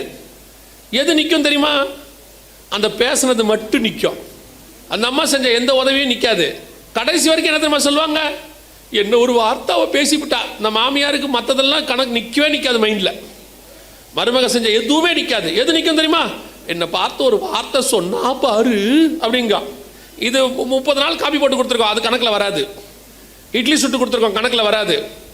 அதெல்லாம் வராது. அதுக்கு தான் சொல்கிறேன், நீங்கள் பேசும்போது ரொம்ப கேர்ஃபுல்லாக எதை பேசுகிறீங்க, என்ன பண்ணுறீங்கன்றது ரொம்ப கேர்ஃபுல்லாக இருக்கணும். பல நேரங்களில் உங்கள் கூட இருக்கிற அந்த பார்ட்னர் ஒரு பிரச்சனை வரும்போது உங்களை தவிர வேற ஒருத்தரும் கூட நிற்கிறதுக்கான சரியான ஆள் கிடையாது. You are the right person. நீங்கள் நிற்கணும், கூட இருக்கட்டும். தோல்வி தான் அடையட்டுமே, என்ன இப்போ தோத்து போன இந்த உலகத்தில் தோக்காதவன் எவனுமே இல்லை. அந்த நேரத்தில் நீங்கள் கூட நின்னீங்கன்னா ஆண்டவர் உங்களை, அதுக்கப்புறம் அந்த ஃபேமிலி செம சூப்பராக இருக்கும். அவன் சொல்லுவான், அந்த நேரத்தில் அவன் என் கூட இருந்தான்பான். கணவன் என்ன சொல்லுவார்னா, எல்லாரும் போயிட்டாங்க, யார் நின்னது? நானும் என் மனைவியும் தான்பான். அந்த இடத்துல நீங்கள் நிற்கணும். அதுதான் ரொம்ப இம்பார்ட்டன்ட். இங்கே நம்ம அங்கே செய்ய மாட்டோம் பாருங்களேன். நம்ம ரொம்ப அந்த தரிசனத்தை தாங்குறவங்களாம் இருக்க மாட்டோம். முதல்ல அந்த தரிசனத்தை தாங்குறவங்களாம் மாறுங்க. ரெண்டாவது, தன் குடும்பத்தை ரட்சிக்கும்படி பிழை உண்டு பண்ணினான் அப்படின்னா, அடுத்து மிக முக்கியமானது, இன்னைக்கு உள்ள மிகப்பெரிய பிரச்சனை, நான் சொல்லுவேன் யூனிவர்சல் பிரச்சனை அல்லது உலகளாவிய ப்ராப்ளம் என்னன்னு கேட்டால், அவன் குமாரனும் அவன் குமாரரின் மனைவிகளும் பேழைக்குள் பிரவேசித்தார்கள். உங்களால் உங்கள் தரிசனத்தை உங்கள் மனைவிக்குள்ளே கொண்டு போக முடிஞ்சால் கூட அந்த தரிசனத்தை அடுத்த தலைமுறைக்கு என்ன பண்ண முடியல, கொண்டு போகவே முடியல. அது ரொம்ப இம்பார்ட்டண்ட். உங்களால் உங்கள் தலைமுறைக்கு உங்கள் தரிசனத்தை கொண்டு போக முடியுதா? கர்த்தர் உங்களுக்கு வச்ச ஒரு ஆவிக்குரிய வாழ்க்கை, நீங்கள் கடந்து வந்த பாதை, இதை உங்கள் பிள்ளைகளுக்கு உங்களால் கொண்டு போக முடியுதா? நிறைய பெற்றோர் இப்போ சொல்லக்கூடதான மிக முக்கியமான விஷயம் என்ன அப்படின்னு கேட்டிங்கன்னா, ஜபக்குறிப்பில் எங்களுக்கு வர ஜபக்குறிப்பில் நிறைய என்ன ஜபக்குறிப்புனா, பிள்ளைகள் ரட்சிப்பு. பிள்ளைகள் ரட்சிப்புக்கு தான் அதிகமாக ஜெபம் பண்ணுறாங்க. ஒன்று குடும்பம் பிரியுது, இல்லை பிள்ளைகள் ரட்சிப்பு. இந்த 2 தான் எங்களுக்கு வர அதிகப்படியான ஜபக்குறிப்பு. என்ன காரணம் அப்படின்னு கேட்டிங்கன்னா, இப்போ நோவாவுக்குள்ள அந்த தரிசனம் யாருக்குள்ளே வரல, யாருக்குள்ளே வந்துருச்சு? அவங்க பிள்ளைகளுக்குள்ளே வந்துருச்சு. ஆனால் மோசேக்குள்ள தரிசனம் அவங்க குடும்பத்துக்குள்ளே வரல. எல்லாம் எங்கே பாரு, என்ன பாருங்க, மோசே கிட்ட இருந்த தரிசனம் யாருக்குள்ளே வரல? அவன் சந்ததிக்குள்ளே வரல. அதே மாதிரி சாமுவேல் மாதிரி அவங்க பசங்க இல்லை, ஏலி மாதிரி அவங்க பசங்க இல்லை, தாவீது மாதிரி அவன் பசங்க இல்லை. அப்படின்னா என்ன அர்த்தம்? இவங்க எல்லாருமே பரிசுத்தவான்கள், இவங்க எல்லாம் தரிசனம் உள்ளவர்கள், இவங்கெல்லாம் கர்த்தரால் அழைக்கப்பட்டவர்கள். ஆனால் இவங்களுக்குள்ள இருக்கிற தரிசனம் யாருக்குள்ள வரல? அடுத்த தலைமுறைக்குள்ள வரல. இதில் ஒரு குரூப் இப்படி இருக்கு. எந்த குரூப் தெரியுமா? இது கொஞ்சம் தான் இருப்போம், ஆனால் இப்படி ஒரு குரூப் இருக்கு. எந்த குரூப்னா, இந்த எசேக்கியா ராஜா மாதிரி ஒரு குரூப் இருக்கு. எசேக்கியா ராஜா கிட்ட ஆண்டவர் சொல்லுவார், நீ இப்படி பாபிலோன்காரங்களாம் சுற்றி வந்து காட்டின உன் தேசம் இந்த மாதிரி சிறைப்பட்டு போகும் அப்படின்னு. அவன் ரொம்ப துக்கமாவான். ஐயோ அப்படின்னு உடனே ஆண்டவர் சொல்லுவார், சரி உன் காலத்தில் நடக்காது, உன் பிள்ளைகள் காலத்தில் நடக்கும். உடனே ராஜா சொல்லுவான், என் காலத்தில் நடக்காமல் இருந்தால் சரி. இப்படி ஒரு குரூப் இருக்குது. இப்போ கொஞ்சம் இந்த கடைசி காலத்தில் அன்பு தனிந்து போகணும் இருக்குல்ல, அந்த தனிந்து போன அன்புல ஒரு குரூப் என்னன்னா, தாய் தகப்பனுடைய அன்பு தனிஞ்சு போச்சு. பிள்ளைகள் எக்கடு கேட்டாலும் பரவாயில்ல, பிள்ளைகள் எக்கடு கேட்டாலும் பரவாயில்ல, நம்ம நல்லா சந்தோஷமா ஜாலியா இருந்துட்டு போயிடணும் அப்படின்னு இருக்கு. இப்போ இருக்கான்னு கேட்குறீங்களா? ஒருவேளை உங்க கிராமத்தில் இருக்காது, உலகம் முழுக்க அப்படி ஒரு குரூப் இருக்கு. பிள்ளைகள் என்ன பண்ணாலும் பரவாயில்ல, நம்ம நல்லா இருக்கணும். அப்படியே கொஞ்சம் சொல்லுவாங்க, நம்ம என்னங்க பண்ண முடியும், வளர்த்து விட்டுட்டோம், இதுக்கு மேலே அவங்களாச்சு, அவங்க ஃபேமிலி ஆச்சு அப்படிம்பாங்க. இல்லைங்க, உங்களுக்குள்ள இருக்கிற அந்த தரிசனம், உங்களுக்குள்ள இருக்கிற ஆசீர்வாதம், கர்த்தர் உங்களுக்கு கொடுத்த வாக்கு தத்தம் உங்கள் தலைமுறைக்கும் போகணும். அதை கொண்டு போய் சேர்க்க வேண்டிய பொறுப்பு உங்கள் கையில் தான் இருக்குது. நீங்கள் அதை செய்கிறீங்களான்றதா இப்போ கேள்வி. பிள்ளைகளுக்கு நீங்கள் என்ன பண்ணுறீங்க? நல்ல படிப்பு கொடுக்குறீங்க, சொத்து வாங்கி கொடுக்குறீங்க, அப்புறம் அவங்களுக்கு ஒரு நல்ல எதிர்காலம் ரெடி பண்ணணும்னு சொல்லி நல்ல படிக்க வச்சு மாப்பிள்ளை பார்த்து பொண்ணு பார்த்து பண்ணி வைக்கிறீங்க. ஆனால் உண்மையில் நீங்கள் கொடுக்க வேண்டியது என்ன தெரியுமா? நீங்கள் இந்த ஆசீர்வாதமாக இருக்கீங்களே, அதுக்கு காரணமான இயேசுவை தான் உங்கள் பிள்ளைகளுக்கு நீங்கள் ஃபஸ்ட்டு கொடுத்துருக்கணும். ஏன் தெரியுமா? இது எதுவுமே இல்லாவிட்டால் உங்கள் பிள்ளைகளுக்கிட்ட இயேசு இருந்தார்னா அவர் உங்களுக்கு கொடுத்த மாதிரி உங்கள் பிள்ளைகளுக்கு அதை கொடுத்துருவார். ஆனால் இது எதுவுமே கொடுத்துட்டு, எல்லாத்தையும் கொடுத்துட்டு இயேசுவை கொடுக்காம விட்டுட்டீங்கன்னா ஒரு நாள் இது எல்லாமே அழிஞ்சு போயிடும். இது இன்னைக்கு இருக்கிற ஆவிக்குரிய பெற்றோர் அல்லது கிறிஸ்தவ பெற்றோர்கள்ட்ட இருக்க டிராபேக். பிள்ளைகளுக்கு என்ன கொடுக்குறீங்க? சர்ச்சுக்கு கூட்டு வரதுல எவ்வளோ இம்பார்ட்டன்ஸ் கொடுக்குறீங்க? ஞாயிற்றுக்கிழமை ஒரு கிளாஸ், ஸ்பெஷல் கிளாஸ்னா தேவையில்லை, நான் ஸ்கூலுக்கு போகல அல்லது காலேஜுக்கு போகல அல்லது எக்ஸாமுக்கு போகல, சர்ச்சுக்கு தான் போவேன்னு கரெக்டாக சொல்கிற பெற்றோர் எத்தனை பேர்? இன்னைக்கு எத்தனை பெற்றோர் சொல்லுவீங்க? உங்களுக்கு பிசாசு சோதனையை வைக்கிறான், கர்த்தர் அனுமதிக்கிறார் அந்த சோதனையை. எக்ஸாம் சண்டே தான் வைக்கிறாங்க. இப்போ 6 நாள் இருக்கு, 6 நாளில் முக்கியமான எக்ஸாம்ஸ்லாம் பாருங்க சண்டே வைக்கிறான். அதுக்கு அவன் ஒரு காரணம் சொல்றான். உங்களுக்கு 6 நாள் இருக்கு, அவன் 6 நாள் வைக்கிறது இல்லை. இது உங்களுக்கு வைக்கப்பட்ட விசுவாச சோதனை. சர்ச்சா எக்ஸாமா? ஒரு காலகட்டம் வரைக்கும் நான் சொல்லுவேன், போன தலைமுறை நாங்கள் விசுவாசியாக இருக்கிற காலகட்டம் வரைக்கும் எங்களுக்கு வச்ச டெஸ்ட்டு சர்ச்சா வேலையா, சர்ச்சா வேலையா, இவ்வளோதான் எங்களுக்கு வச்ச டெஸ்ட். நாங்கள் ஒரு தீர்மானம் எடுத்தோம், வேலை கிடையாது சர்ச்சு அப்படின்னு ஒரு தீர்மானம் எடுத்தோம். நான் சொல்லுவேன், என் வாழ்க்கையில் 2 சாட்சி சொல்லுவேன். நான் வந்து ஆரம்பத்தில் ஒரு கடை வச்சு வேலை பார்த்துட்டு இருந்தபோது, அப்போ திடீர்னு ஞாயிற்றுக்கிழமை காலையில் கடைக்கு போயிட்டு சாயங்காலமாக தான் ஆராதனைக்கு போவேன் நான். இப்போ ஒரு நாள் ஆண்டவர் கேட்டார், ஃபர்ஸ்ட் ப்ரிஃபரன்ஸ் எனக்கா வேலைக்கா அப்படின்னு கேட்டார். உங்களுக்கு தான் ஆண்டவரே, அப்போ காலையில் ஆராதனைக்கு வாடினார். இது எனக்கு ஆவியானவர் உணர்த்துறது, யாரும் சொல்லலை. நான் எங்கள் கடையில் சொன்னேன், நான் காலைல வரமாட்டேன், நான் வந்து இந்த மாதிரி வேலைக்கு இது ஆராதனைக்கு போகிறேன் அப்படின்னு சொன்னேன். உடனே என் கூட இருந்தவங்களாம் சொன்னாங்க, பைத்தியக்கார மாதிரி பார்க்காத, இந்த கடையை கர்த்தர் தானே உனக்கு ஆசீர்வதிச்சு கொடுத்தாரு, அதை நீ பத்திரமா பார்க்கணுமா இல்லையா? நம்ம ஆட்கள் அப்படி ஞானமாக பேசுவான், நம்ம ஆண்டவர் அதோட ஞானமாக பேசுவார். அவர் சொன்னார், என்ன ஈசாக்கா நான் தானே கொடுத்தேன்? ஆமாம் நான் தானே கேட்டேன், தருவியா தர மாட்டியா? நான் ஆசீர்வதிச்சு கொடுத்த கடையாகவே இருக்கட்டும், இப்போ கடையா நானா? ஒரு நாள் சொல்லிட்டேன், இன்னிலேருந்து வரமாட்டேன் காலையில். இப்போ எல்லாருமே சொன்ன வார்த்தை, நீ உன் பிஸ்னஸ் நாசமாக போக போகுது, எவனாவது பிஸ்னஸை விட்டு இப்படி போவானான்னாங்க. நான் போனேன். நான் சொல்லுவேன், என் வாழ்க்கையில் அந்த அந்த ஒரு தீர்மானம் நான் நம்புகிறேன், பரலோகம் எனக்கு வச்ச டெஸ்ட்டுன்னு நான் நம்புகிறேன். அன்னைக்கு எடுத்த தீர்மானம், ஒரு நாள் இனி எனக்கு வேலை இல்லை, நான் சபைதான் தீர்மானம் எடுத்தேன். இன்னைக்கு கர்த்தருடைய கிருபையினால 7 நாளும் சபைக்கு போவதுக்கு கர்த்தர் எனக்கு கிருபை தந்திருக்கிறார். ஏதாவது ஒரு இடத்துல கர்த்தரை நிற்க வைக்கிறேன்.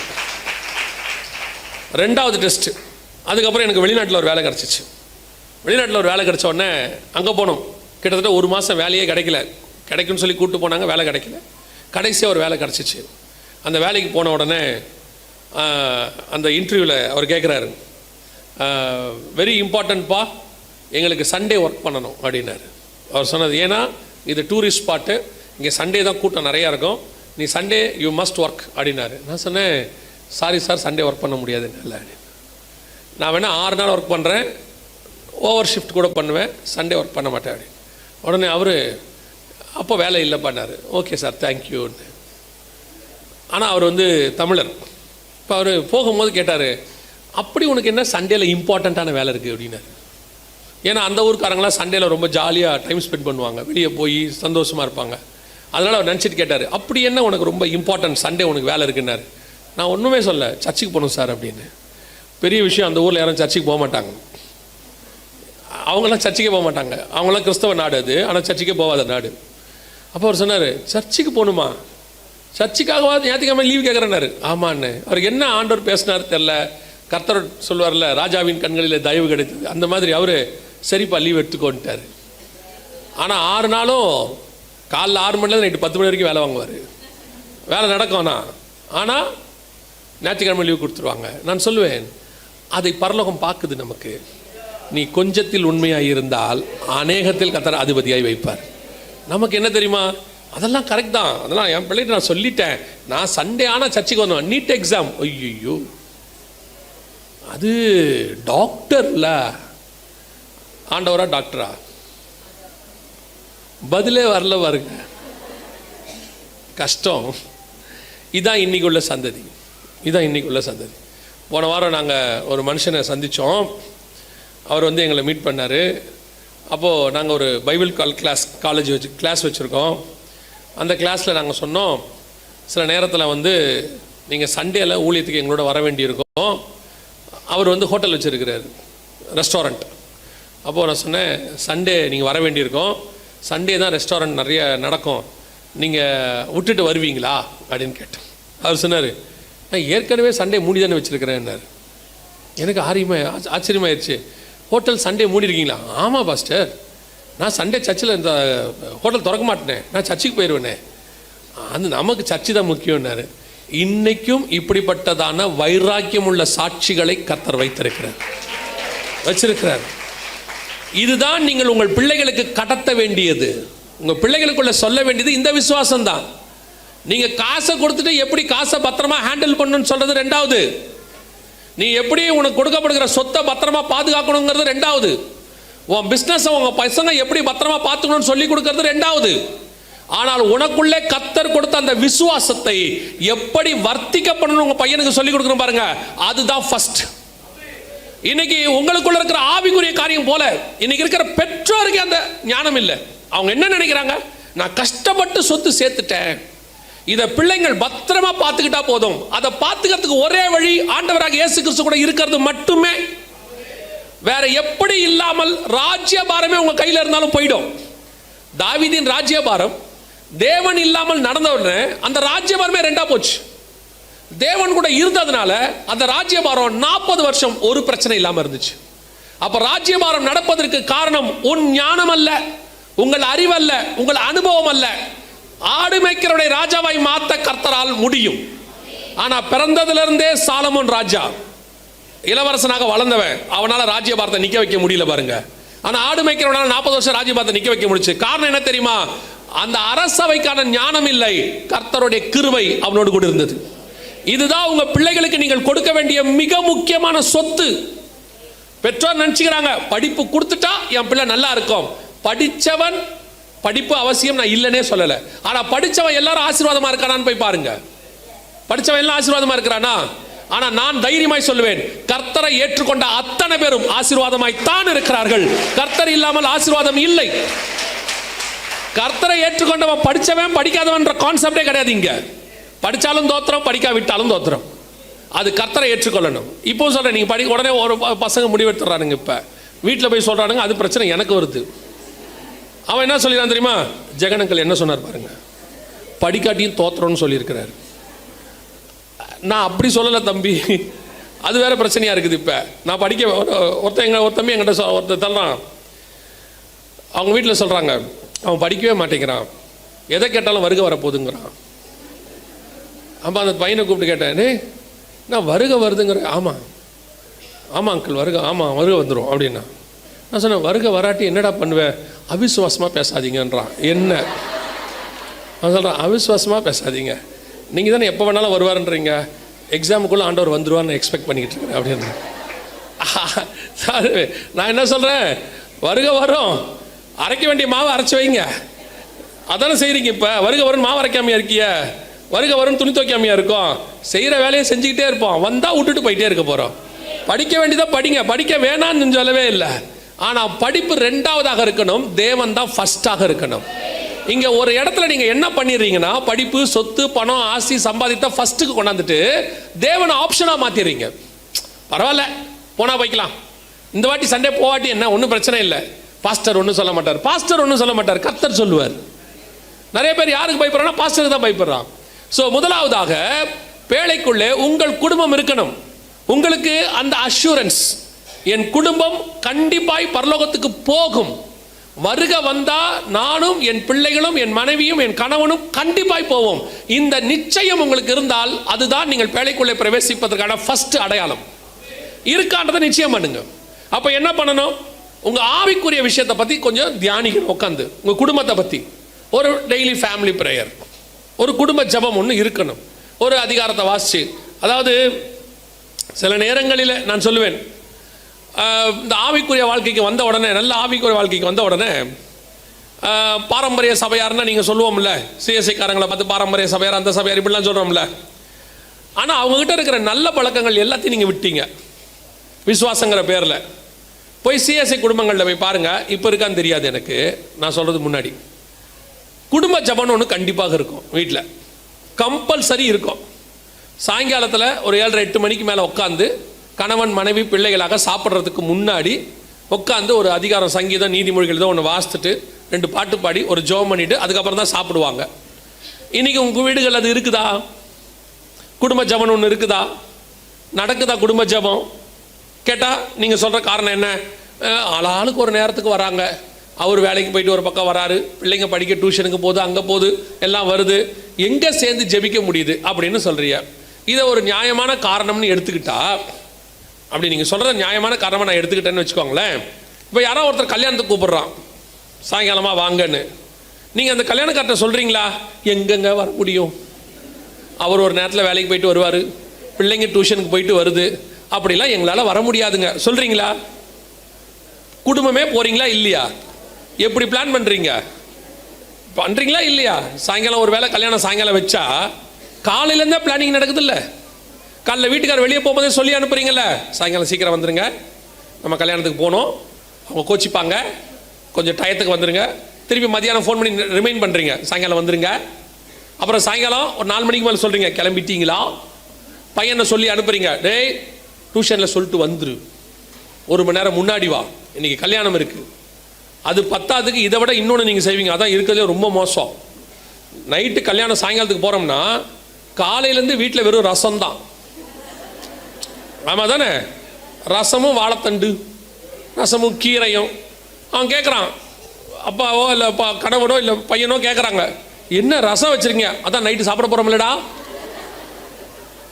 நைட்டு பிரியாணிக்கு பகல்லே ரசம், இவ்வளோ பிளான் பண்ண முடியுது இல்லை? ஏன் ஃபேமிலி ப்ரேயருக்கு பிளான் பண்ண முடியாது?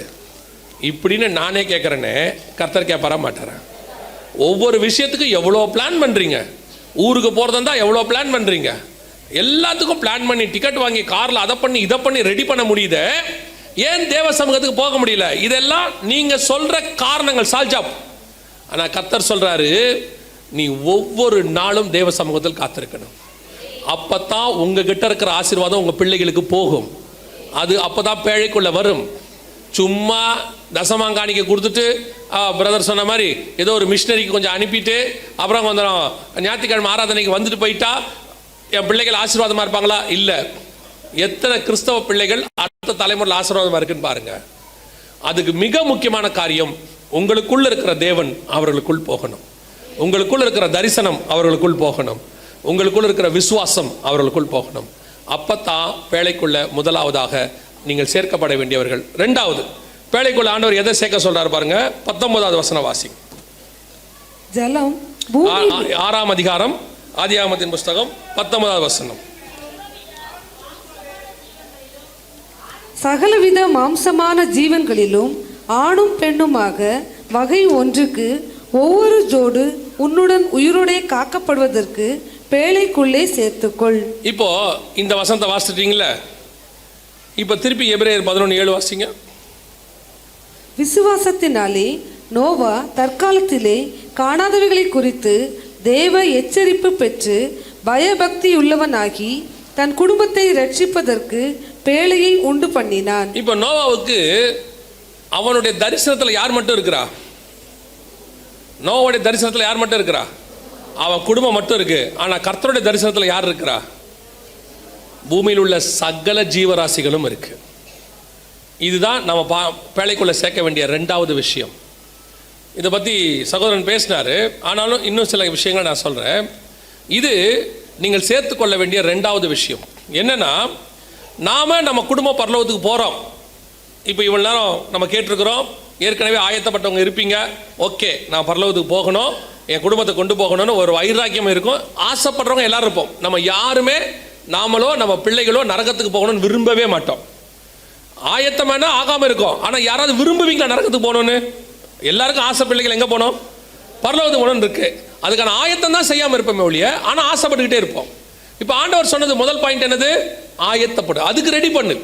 ரெண்டாவது, நீங்கள் மட்டும் போனால் போதாது, கர்த்தருடைய தரிசனத்தில் வேற யார் இருக்கிறா? இன்னும் சில ஜீவராசிகளும் இருக்கிறது. அத்தனையும் கொண்டு வந்து சேர்க்கணும் உள்ள. அதுவும் இருக்கு. பொதுவாக நீங்கள் பாருங்க, உங்களுக்கு தெரிஞ்ச வசனம் தான். அந்த வசனத்தை கொஞ்சம் நீங்கள் எடுத்து பாருங்க. அப்போஸ்தலர் நடபடிகள் 1ஆம் அதிகாரம் 8வது வசனத்தை வாசிங்க. பரிசுத்த ஆவி உங்களிடத்தில் வரும்போது, பரிசுத்த ஆவி உங்களிடத்தில் வரும்பொழுது நீங்கள் பலனடைந்து எருசலேமிலும் யூதேயா முழுவதிலும் சமாரியாவிலும் பூமியின் கடைசி பரியந்தமும் எனக்கு சாட்சிகளாய் இருப்பீர்கள் என்றார். ஏன் இவங்க எருசலேமில் மட்டும் சாட்சியா இருக்கக்கூடாது?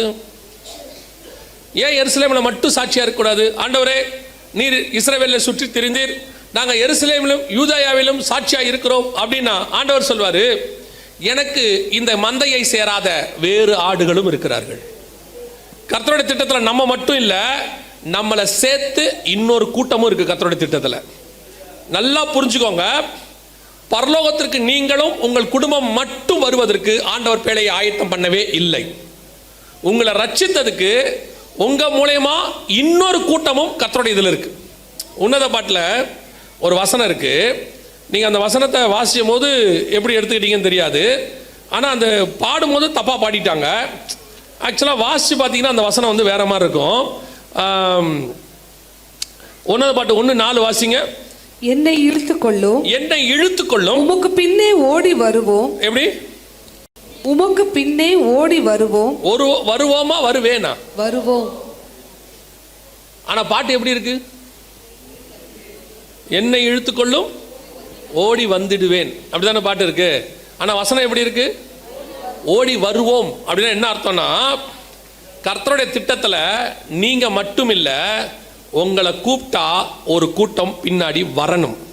அதான் கர்த்தருடைய திட்டம். இது யாருக்கு தெரியும்? மனவாட்டிக்கு நல்லா தெரியும். என்னை கூப்பிடுங்க ஆண்டவரே, ஒரு கூட்டம் பின்னாடி வரும். நீங்கள் ஒரு சமாரிய ஸ்திரியை கூப்பிடுங்க, ஒரு கிராமம் வரும். ஆண்டவர் என்ன பண்ணுவார்? மார்த்தாள்கிட்ட போய் நீ யாரை கூட்டிட்டு வா? மரியாளை கூட்டிட்டு வான்னு. மரியாள் மட்டுமா வந்தா? வசனம் என்ன சொல்லுது? மரியாளும் அவளோடு கூட அழுது கொண்டிருந்தவர்களும் அவள் கல்லறைக்கு போய் அழப்போகிறாள் என்று கருதி அவளுக்கு பின்னால். ஆண்டவருக்கு தெரியும் ஆக்சுவலா அந்த அற்புதம் யாருக்காக நடக்க போகுது. அந்த அற்புதம் யாருக்காக நடக்க போகுது?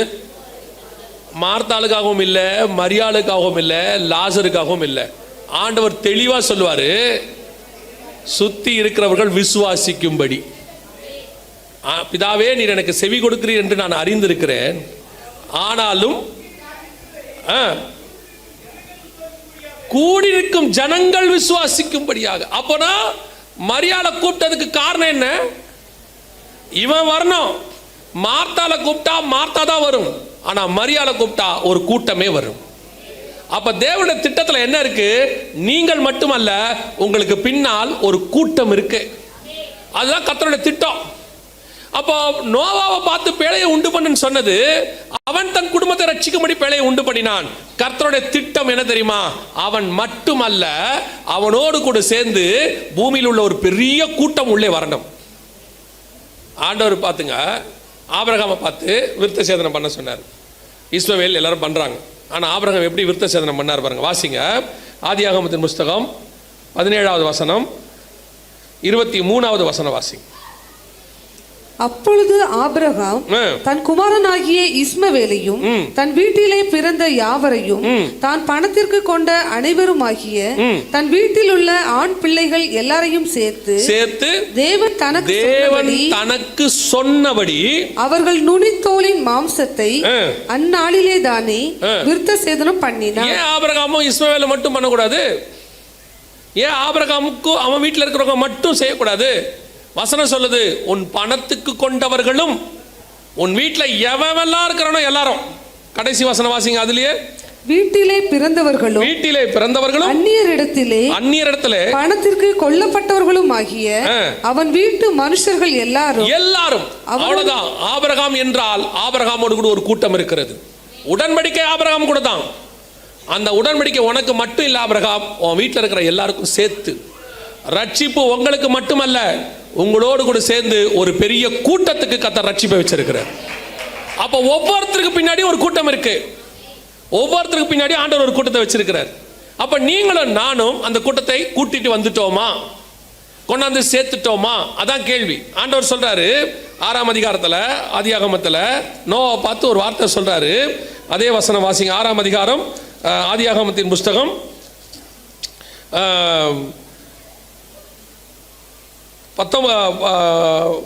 20வது வசனம் வாசிங்க. ஜாதி ஜாதியான பறவைகளிலும் ஜாதி ஜாதியான மிருகங்களிலும் பூமியில் உள்ள சகல ஜாதி ஜாதியான ஊரும் பிராணிகளிலும் வகை ஒன்றுக்கு ஒவ்வொரு ஜோடு உயிரோட காக்கப்படுவதற்கு உன்னிடத்திலே வர கடவது. வரணும். வந்தா புடிச்சுக்கோலாம் இல்ல, வந்தா புடிச்சுக்கோ, பாரு, சேர்க்க முயற்சி பண்ணு, உன்னிடத்தில் வந்ததை சேர்த்துக்கொள், அப்படிலாம் இல்ல. வர கடவது, மஸ்ட். சுவிசேஷம் நம்மேல் விழுந்த கடமையாயிருக்கிறது. சொல்லாவிட்டால் நமக்கு ஐயோ. இன்னைக்கு நம்ம ஆத்மா மேல இருக்கிற பாரம் நம்மளை சுத்தி இருக்கிற ஆத்மா மேல வருதா? அவங்களுக்கு சுவிசேஷம் சொல்லணும்னு இருக்குதா? நான் என் குடும்பம் நல்லா இருக்கணும். த மோஸ்ட் செல்ஃபிஷ் ஜெனரேஷன் இது. இந்த ஜெனரேஷன் இருக்குல்ல, எல்லாருமே யாருன்னு கேட்டீங்கன்னா செல்ஃபிஷ் ஜெனரேஷன். உலக பிரகாரமாயும் சரி, ஆவிக்குரிய விதத்திலையும் சரி. சில ஆட்கள்லாம் சர்ச்சில் உட்காந்துக்கிட்டு பெரிய மேதாவி மாதிரி பேசுறது. உங்க சர்ச்சில் இல்லை, மேதாவி மாதிரி பேசுறது. அப்படி உட்காந்துருப்பாங்க. நான் உண்டு, என் வேலை உண்டுன்னு தான்ப்பா நான் சர்ச்சில் இருப்பேன். நான் பாட்டுன்னு போவேன், உட்காருவேன், ஆராதனை முடிஞ்சோடனே வீட்டுக்கு வந்துடுவேன். நமக்கு எதுக்கு வம்பு? ஏன் இதே மாதிரி உங்க வீட்டில் சொல்லி பாருங்களேன். இதே மாதிரி சொல்லி பாருங்களேன். என் வீட்டில் நான் உண்டு, என் வேலை உண்டுன்னு இருப்பேன். என் மனைவிக்கு என்ன நடந்தா என்ன, என் பிள்ளைகளுக்கு என்ன நடந்தா என்ன, நான் போவேன், சாப்பிடுவேன், தூங்குவேன், ஏஞ்சி வெளியே போயிடுவேன். அடுத்த கேள்வி கேட்போம், நீ எதுக்குடா அந்த வீட்டுக்கு? கேட்போமா கேட்க மாட்டோமா? அதே கேள்வி சர்ச்சில் கேட்போமா கேட்க மாட்டோமா? நாங்க கேட்க மாட்டோம், ஆண்டவர் கேட்பார் கண்டிப்பா. நீ எதுக்கு அப்புறம் அந்த சர்ச்சுக்கு? உன்னால ஆண்டவருக்கு என்ன பிரயோஜனம்? நான் தசமாக காணி கொடுக்குறேன். நீ வாங்கினதுல திருப்பி கொடுத்துருக்க, நீ ஒன்றும் சொந்தமாலாம் கொடுக்கல, சம்பாரிச்சதுல 10ல் 1 கொடுத்துருக்க. அதுவும் புதிய ஏற்பாட்டில் மொத்தமாக கொடுக்க சொன்னார். ஏமாத்தி தெரியுற நீ. சரி போனா போட்டோன்னு விட்டு வச்சிருக்காரு ஆண்டவர். அவனை எப்படி வச்சிருக்காருன்னா, ஏதோ கொடுத்து கொலைகிறானே, விட்டு தொலை, அதையாவது கொடுக்குறானே. நம்ம ஊரில் இங்கிலீஷில் ஒன்று சொல்லுவாங்க, சம்திங் இஸ் பெட்டர் தான் நத்திங்பாங்க. ஏதோ ஒன்று கொடுக்குறானே, விட்டு தொலைடா அப்படின்னு வச்சிருக்காரு. ஏதோ அதை கொடுத்துட்டு அதில் ஒரு பெருமை வேற. நல்லா கரெக்டாக தசமாக கொடுக்குறேன். தசமாம் காணிக்கங்கிறது நீங்க ஆண்டவர்கிட்ட வாங்கின ஆசீர்வாதத்தில் திருப்பி கொடுப்பது. நீங்கள் உங்களை என்ன ஆண்டவருக்கு தந்தீர்கள், என்ன கொடுத்தீர்கள்? வெறும் கையுமா வந்தவங்களை கோலும் கையுமா வெறும் வந்தவங்களை பெரிய பரிவாரமா மாத்தி இருக்கிறாரு. ஒண்ணுமில்லாத உங்களை கர்த்தர் உருவாக்கி வச்சிருக்கிறாரு. செத்து மண்ணோட மண்ணா இருக்க வேண்டிய நம்மளை கர்த்தர் ஒரு பெரிய விருட்சமா மாத்தி வச்சிருக்கிறாரு. ஆண்டவருக்கு என்ன செஞ்சோம்? ஆண்டவருக்கு என்ன பண்ணோம்? சில ஆட்கள்கிட்ட இருக்கு, அது நமக்கு முன்னாடி உள்ள ஊழியக்காரங்க பண்ண விஷயத்தை இவங்க தப்பா எடுத்துக்கிட்டாங்கன்னு நான் நினைக்கிறேன். இந்த கிதியோன் ஒரு ஏபோத் செய்வாரு, பின்னாட்கள் அது என்னவாய் மாறிட்டு விக்கிரகம் ஆயிடுச்சு. அவர் நல்லதுக்கு தான் செய்வாரு, ஆனா பின்னாடி என்னவாயிருச்சு? இவன் ஆண்டவர் செஞ்சதே தப்பா மாத்தினவன். ஆண்டவர் சொன்னார் வனாந்தரத்துல ஒரு வெங்கல சர்ப்பத்தை என்ன செய்ய, பின்னாடி அவன் என்னவா மாத்திட்டாத, விக்கிரகம் ஆக்கிட்டால. அந்த மாதிரி போன ஜெனரேஷன்ல ஊழியக்காரங்க என்ன சொன்னாங்கன்னா, ஊழியங்களுக்கு ரொம்ப தேவைகள் இருக்கு, அதனால நீங்க மிஷனரிகளுக்கு கொடுங்க, உங்களால் போக முடியாட்டி பரவாயில்ல கொடுங்கன்னு சொன்னாங்க. இவன் என்ன நினைச்சானா, போக முடியாட்டி பரவாயில்லங்கிறத நான் போக மாட்டேன் தரேன்ட்டான். இப்போ அந்த டிஃபரன்ஸ் புரியுதா? இப்போ கொடுத்துட்டா ஊழியம் பண்ணி முடிச்சா மாதிரி இவங்களுக்கெல்லாம் மைண்ட் செட். அதை சில ஸ்தாபனங்கள் பயன்படுத்திக்குது. பரவாயில்ல நீங்கள் கொடுங்க, நாங்கள் பண்ணிக்கிறோம், நீங்கள் மட்டும் எங்களுக்கு கொடுத்துட்டே இருங்க, நாங்கள் பண்ணிக்கிட்டே இருக்கிறோம், நீங்கள் அங்கே சம்பாதிச்சுக்கிட்டே இருங்க, நாங்கள் வாங்கிக்கிறோன்றாங்க. It's a wrong. இது வந்து என்னை பொறுத்த வரைக்கும் ராங். கர்த்தர் பணம் இல்லாமல் உன்னை கேட்கவில்லை. கர்த்தருக்கு தேவை நீங்கள் தான். என்ன பண்ணியிருக்கலாம்? நம்ம மத்தியாயோ பார்த்து ஆண்டவர் என்ன சொல்லியிருக்கலாம்? மத்தியாயோ சூப்பர்ப்பா, நீ அப்படியே கவர்மெண்ட் வேலை பார்த்துக்கிட்டே இரு, இந்த டாக்ஸ் டிபார்ட்மெண்ட்டை பார்த்துக்க, நான் அப்பப்போ மீட்டிங்க்கு மட்டும் வந்து போயிடு, நாங்கள் எங்கே போனாலும் எங்களுக்கு டாக்ஸ் நீ கட்டிடு, கர்த்தர் உன்னை பல மடங்கு ஆசீர்வதிப்பார். நீ எங்கள் 12 பேருக்கு டாக்ஸ் கட்டினால், 11 பேருக்கு டாக்ஸ் கட்டினால் கர்த்தர் உன்னை ஆசீர்வதிப்பார். பேதுரு, நல்ல மீன் பிடிச்சிட்ட, இந்த மீனை விற்றுக்கோ, இன்னும் 2 போட்டை வாங்கி நம்ம எப்பப்பெல்லாம் ஊழியத்துக்கு வரமோ அப்போ போட் சப்ளை பண்ணு, கர்த்தர் உன்னை பல மடங்கு ஆசீர்வதிப்பார். நம்ம சாட்சியில் சொல்லுவோம், ஒரு அருமையான மீனவ சகோதரர் இருக்கிறார் பேதுரு, அவர் நமக்காக போட்டு கொடுத்தார், கட்ட 2 போட்டு கொடுத்தார், இப்பொழுது மீனை கொடுத்திருக்கிறார், இன்னும் ஆசீர்வதிப்பார், அவர் பெரிய மீனவனாய் மாறுவார். ஆண்டவருக்கு தேவை உன் மீன் இல்ல, ஆண்டவருக்கு தேவை உன் போட் இல்ல, நீதான். ஆண்டவருக்கு தேவை நம்ம தான். இன்னைக்கு நம்மளை கொடுக்க இங்க ரெடி இல்ல, எதையாவது ஒன்று அனுப்பி விட்டுட்டு திருப்தி, ஓ பிரைஸ் தி லார்ட், அவ்வளவுதான். இறங்கணும், ஸ்தலத்தில் இறங்கணும், களத்தில் கால் வைக்கணும், ஆண்டவருக்காக உன் கையை நீட்டணும், ட்ராக்ஸ் கொடுக்க, ஆண்டவருக்காக உன் குதிங்காலில் கொஞ்சமாவது தேயணும். அதான் அழகா சொன்னாரு, நாட் ஒன்லி பிரேயர், முழங்கால் மட்டும் தேயக்கூடாது, குதிங்காலும் தேயணும். ஆண்டவருக்காக நடக்கணும், ஒரு 4 ஆத்துமாவுக்கு போய் சுவிசேஷம் சொல்லணும். கடைசி காலம் உன்னோடு கூட சில ஆட்களையும் உன் பேழைக்குள் சேர்த்துக்கொள். வெறும் கையை ஆண்டவரை பார்க்க போகவே முடியாது. 4 பேர் மட்டும் போய் நின்று, நீ யோசிச்சு பாருங்க, உங்களை ஒருத்தர் பெரிய கல்யாணத்துக்கு கூப்பிடுறாரு, நல்ல கல்யாணத்துக்கு போய் பத்திரிக்கையோட போய் நிற்கிறீங்க, நீங்க உங்க பிள்ளைகள் 4 பேர் நிற்கிறீங்க, அவர் போன உடனே அவங்க உங்க கையை பார்ப்பாங்களா மாட்டாங்களா? பார்ப்பாங்களா மாட்டாங்களா? நீங்க அப்படியே கையை வைத்து சோத்திரம் பண்ணி பிரைஸ் தி லார்ட் ஹல்லேலூயா அப்படியே சொல்லு, எங்க பந்தி அப்படின்னா அவன் என்ன கேட்பான்? குடும்பத்தை கூட்டிட்டு வெறுங்கையா ஒன்று வந்திருக்கு பேர், உடனே கூட கொஞ்சம் சொல்லுவான், அவன் எப்பவுமே அப்படி தாங்க, குடும்பமாக போய் திங்கிறதுக்கு தான் லாய்க்கு, 10 பைசா மொய் எழுத மாட்டான். சொல்லுவாங்களா மாட்டாங்களா? அவன் திருப்பி உங்களுக்கு மொய் எழுதுனா எழுதலை, அதெல்லாம் நீங்கள் வேறு நோட் வேறு வச்சுருப்பீங்க வீட்டில், இல்லை யார் யார் எவ்வளோ மொய் எழுதுனா என்ன கணக்கு, திருப்பி அதே அவனுக்கு எழுதிடணும், 10 பைசா கூட எக்ஸ்ட்ரா எழுதக்கூடாது. அவன் சொல்லிடுவாங்க, 1/4 சவரன் போட்டிருக்காண்டே, நம்மளும் 1/4 சவரனை போட்டுடணும் அப்படின்ட்டு நோட்டில் எழுதி வச்ச ஆள்லாம் இருக்கு. சரி இருந்துட்டு போட்டா, அது உங்கள் இஷ்டம். அப்போ ஒருத்தனுக்கு கொடுக்கணுன்றது ஒரு கான்செப்ட் தானே. ஒருத்தனை ஹாஸ்பிட்டலில் பார்க்க போகிறோம்னா ஏதோ ஒன்று வாங்கிட்டு போகிறோம்ல, ஒரு வீட்டுக்கு சின்ன பிள்ளை இருக்குன்னா நம்ம என்ன செய்கிறோம், ஒரு சாக்லேட்டோ பிஸ்கெட்டோ வாங்கிட்டு போகிறோம்ல. அப்போ இயேசுவை பார்க்க போறீங்க, பரலோகத்துக்கு என்ன எடுத்துகிட்டு போவீங்க? குடும்பமாக போய் நிற்கும் போது ஆண்டவர் கேட்பார், என்ன எடுத்துகிட்டு வந்த? நாங்கள் வந்துட்டோம். டேய் நீ வந்துட்ட, சரி என்ன எடுத்துகிட்டு வந்த? நாங்கள் வந்ததே பெரிய விஷயம், இதில் என்னத்தை எடுத்துகிட்டு வர சொல்கிறிய?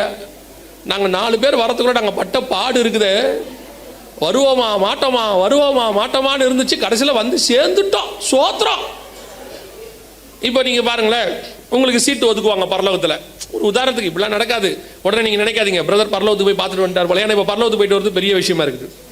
இப்போ நீங்கள் வேறு நினச்சிடாதீங்க பிரதர் பரலோகத்துக்கு போயிட்டாருன்னு. இப்போ சீட்டு ஒதுக்குறாங்க, வாங்க நீங்கள் 4 பேர் கர்த்தருடைய கிருபையினால எஜமானுடைய சந்தோஷத்துக்குள் பிரவேசிங்க, உள்ள வாங்க. சீட்டு எங்க? லாஸ்ட்டில் கார்னரை பின்னாடி போட்டிருக்கும். இந்த முன்னாடி சீட்டு அதெல்லாம் பவுலுக்கும் பேதுருக்கும் போட்டிருக்கோம். இல்லை பரலோகத்தில் பாரபட்சம் இல்லையே, அவன் ஆத்மாதாயம் பண்ண, நீ என்ன பண்ண? அவன் 13 நாள் அங்கே இருந்தான்ல, கடல் மேலே கடந்தான்ல, அவன் மிலிதா தீவில் போயிருந்தான், அவன் வந்து மேசிடோனியாவுக்கு போனான், இவ்வளோ ஆத்மாதாயம் பண்ணான்ல, நீ என்ன பண்ண? ஜோம் பண்ண, பின்னாடி உட்கார். என்ன இப்படி சொல்றீங்க? உன்ன மாதிரி ஜோம் பண்ணவங்களாம் வரிசையாக இருப்பாங்க, எல்லாரும் பின்னாடி உட்காருங்க அப்படின்னு சொன்னால் எவ்வளோ மனசு கஷ்டமாக இருக்கும். எவ்வளவுக்கு எவ்வளவு உங்களுடைய பேழைக்குள்ளே சேர்த்துக்கொள்ள முடியுமோ அவ்வளவுக்கு அவ்வளோ ஆத்துமாக்களை சேர்த்துக்கொள்ள வேண்டும். இன்னிலேருந்து ஒரு தீர்மானம் எடுங்க, ஒரு நாளைக்கு ஒருத்தருக்காவது இயேசுவை பற்றி சொல்லணும்னு ஒரு முடிவுக்கு வாங்க, ஒருத்தருக்காவது சொல்லணும்னு முடிவுக்கு வாங்க. பல நேரங்களில் நம்ம எதையுமே செய்யறதில்ல ஆண்டவருக்கு, நம்ம ஏதோ சர்ச்சுக்கு வந்துட்டு போகிறத ஆண்டவருக்கு வந்துட்டு போகிற மாதிரி நினச்சிக்கிறோம். கரெக்டாக நம்முடைய மத ரீதியான கடமையை நிறைவேற்றிட்டோம் அப்படின்னு நினைக்கிறீங்க. பாருங்க, ஆண்டவர் வரும்போது இந்த நான் நினைக்கிறத சொல்கிறேன், இந்த பட்டணத்திலேருந்து, இந்த லட்சுமிபுரம் இருக்குது, இந்த சுரண்டைனே வச்சுக்கோங்க மொத்தமாக, இந்த பட்டணத்துலேருந்து போகிறவங்க நிறையா இருக்கணுமா, இருக்கிறவங்க நிறையா இருக்கணுமா? வருகையில் போகிறவங்க நிறையா இருக்குமா, கைவிடப்பட்டவங்க நிறையா இருக்கணுமா? அப்போ நம்ம தானே வேலை பார்க்கணும் இல்லையா? நம்ம மட்டும்னா நீங்கள் என்ன சொல்கிறீங்க? வரும்போது சொன்னாங்க, இந்த கிராமத்தில் யாருமே இன்னும் ரட்சிக்கப்படல, இந்த கிராமத்துக்குள்ள இன்னும் சபையே இல்லை, இப்படி சொல்கிறாங்க. அப்போ அந்த கிராமத்துக்கு யாருமே என்ன செய்ய மாட்டாங்க? வரமாட்டாங்க. இப்போ நீங்கள் என்ன நினைக்கணும்? அதெல்லாம் விட மாட்டாங்க, அவங்களாம் சுவிசேஷமே சொல்ல முடியாது. என்னங்க, இந்த மொத்த பூமியுமே பிசாசு கண்ட்ரோலில் இருந்துச்சு. அந்த பூமிக்குள்ளே நுழைஞ்சு ஆண்டவர் எவ்வளோ பெரிய ரட்சிப்பை கொண்டாந்து இந்த பூமியே பிசாசை ஜெயிச்சு நம்ம கையில் கொடுத்துட்டு போகிறாருன்னா, உங்களால் ஒரு கிராமத்துக்குள்ளே போய் ஜெயிச்சு அதை கத்தர்கிட்ட கொண்டு வர முடியாதா? முடியுமா? முடியாதா? இயேசுவே இல்லாத இந்த உலகத்தில் 12 அப்போஸ்தலர்கள் சேர்ந்து இவ்வளோ பெரிய ராஜ்யத்தை கிறிஸ்துவுக்கு என்று உருவாக்குவார்களானால், உங்களாலேயும் என்னாலையும் ஒரு கிராமத்துக்குள்ளே உருவாக்க முடியாது. நீங்கள் முதல்ல இந்த முடியாதுங்கிறத நிறுத்திட்டு நீங்கள் நினைக்கணும், இந்த கிராமத்தை கர்த்தர் என் கையில் தந்திருக்கிறார். நான் ஜெபிப்பேன், நான் நடப்பேன், நான் கொடுப்பேன், என்னை தடுக்க ஒருத்தனும் இல்லை. உம்மாலே நான் ஒரு சேனைக்குள் பாய்வேன், உம்மாலே மதிலை தாண்டுவேன், உள்ள போய் ஆத்துமாக்களை கொள்ளை பொருளை கொண்டு வருவேங்கிறதான அந்த வைராக்கியம் முதல்ல உங்களுக்கு வரணும். நல்ல ஞாயிற்றுக்கிழமை முடிஞ்ச உடனே கறியை எடுக்கிறது, சிக்கனை எடுக்கிறது, நேராக போகிறது, இல்லை வரும்போதே சிக்கன் 65 அப்படியே மீனெல்லாம் அப்படியே நல்ல மசாலா போட்டு வச்சுட்டு வர்றது. என்ன ஞானம்! வர்றது, போன உடனே பொரிக்கிறது, நல்லா திங்கிறது. உங்களே இல்லை, லட்சுமிபுரத்துக்கு வெளியே திங்கிறது, நல்லா 2 மணிக்கு மல்லாக்கப்படுத்து தூங்கிறது, நல்லா ஒரு 5:30 மணிக்கு எழும்புறது, நல்லா ஒரு காப்பியை குடிச்சிட்டு அப்புறம் சர்ச்சில் அந்த சிஸ்டர் கட்டு வந்த புடவையை பார்த்தீங்களா? நீங்கள்லாம் பரலோகத்துக்கு வருவீங்க. உங்களை பரலோகத்தில் விட்டா என்ன ஆகும் தெரியுமில்ல? அங்கே போய் உட்காந்துட்டு சொல்லுவிய, அந்த தூதர் ரெக்க பத்தியா என்ன அழகா செட் பண்ணியிருக்காரு, ஆண்டவர் வரிசையாக இருக்குல்ல, அது என்ன கலரு? அதே மைண்ட் தானே அங்கே இருக்கோம். அப்போ சர்ச்சுக்கு வந்துட்டு போகும்போது நாங்களாம், நான் நடந்தது சொல்கிறேன், நான் காலைல 8:30 மணிக்கு ஆராதனைக்கு போவோம், 5:30 மணிக்கு 6 மணிக்கு ஒரு ஆராதனை இருந்துச்சு, ஒரு பீரியடில் 2 அட்டன் பண்ணுவோம். 8:30 மணிக்கு ஆராதனைக்கு போவோம், 11:30 மணிக்கு முடியும், நேராக வீட்டுக்கு வருவோம். நான் அப்போ காலேஜ் படிச்சுட்டு இருந்தேன். வீட்டுக்கு வருவோம், சாப்பிடுவேன், 3 மணிக்கு திருப்பிரசங்கத்துக்கு போவேன், காலேஜ் இது சர்ச்சுக்கு. 3 to 4 ஜெபம் நடக்கும், 4 மணிக்கு திருப்பிரசங்கத்துக்கு போவாங்க, 6 மணி வரைக்கும் நடக்கும். போய் ஒவ்வொரு இடமா ட்ராக்ஸ் கொடுப்போம். நான் சகோதரர்லாம் அங்கே தான் போயிருக்கோம். அவர் ஏரியா இங்கே எல்லாம் ஒன்று தான், எல்லாரும் போவோம். மாதத்தில் ஒரு நாள் லீவ் போடுவோம், கண்டிப்பாக லீவ் போட்டு ஞாயிற்றுக்கிழமையில் போக மாட்டோம், ஆராதனை இருக்குன்னு. ஒரு நாள் லீவ் போட்டுட்டு கிராம ஊழியம் போவோம், வேன் எடுத்துக்கிட்டு போவோம், நாங்களே செலவு பண்ணி போவோம். போய் சாப்பாடு வீட்டில் கட்டி எடுத்துகிட்டு போவோம், அது காலேஜுக்கு போகிற மாதிரி போவோம். போய் அன்றைக்கி காலையிலேருந்து சாயங்காலம் வரைக்கும் கிராம ஊழியம் பண்ணுவோம், வருவோம். திருப்பி ஞாயிற்றுக்கிழமை சாயங்காலத்தில் ஆராதனை இருக்கும், ஞாயிற்றுக்கிழமை முழுக்க ஆண்டவருக்கு அப்படின்னு ஒரு தீர்மானம் எடுத்தோம். அது என்னமோ தெரியாது, கர்த்தர் அதை கனப்படுத்தினார். இன்னைக்கு கிருபைதான், ஆனால் சொல்கிறேன் கிருபைதான், நம்பி ஒரு ஊழியத்தை கர்த்தர் கொடுத்துருக்கிறார். இவன் செய்வான ஒரு நம்பிக்கை. இந்த நம்பிக்கை எங்கே வரும் தெரியுமா? நீங்கள் கொஞ்சத்தில் உண்மையாக இருந்தால் அநேகத்தில் கர்த்தர் அதிபதியாய் மாற்றுவார்.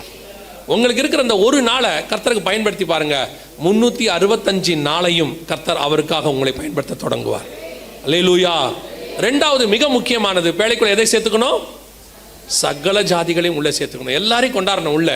உங்களுக்கு அந்த வாஞ்சை இருக்கணும். சர்ச்சுக்குள்ளே இருக்கிறவனை விட வெளியே இருக்கிறவன் எப்பவுமே க்ரௌடு குறைவாக தான் இருக்கணும். இந்த வைராகியம் உங்களுக்கு வரணும். எங்கே அதிகமாக இருக்குது? ஆண்டவருக்குள்ளே இருக்கிறவன் தான் அதிகம், ஆண்டவருக்கு வெளியே இருக்கிறவன் குறைவு, அப்படிங்கிற தாட் உங்களுக்கு வரணும். அந்த கிராமமாக இருக்கட்டும், அந்த ஒரு சிட்டியாக இருக்கும், எது வேணா இருக்கட்டும், இந்த சிட்டியில் இது நடக்குமான்னு கேட்காதீங்க. அப்படிலாம் நடக்க வாய்ப்பு இருக்குதா? 1906 நான் ஒரு சாட்சி சொல்கிறேன், அடுத்த பாயிண்ட்டுக்கு போகிறேன். 1906 கலிஃபோர்னியாவில் ஒரு அசுசா ஸ்ட்ரீட்னு ஒன்று இருந்துச்சு. அங்கே பாஸ்டர் செய்மூர்னு ஒருத்தர் இருந்தார். அவருடைய காலம்தான் பெந்தகோஸ்தே சபையினுடைய எழுப்புதல் காலம், கடைசி எழுப்புதல் காலம் அங்கே தான் வந்துச்சு. அவர் ஆண்டவர் எழுப்புதலுக்காக ரொம்ப ஜெபம் பண்ணிட்டே இருந்தார். ஒரு நாள் கர்த்தர் பரிசுத்த ஆவியானவர் ஊற்றப்பட்டார்.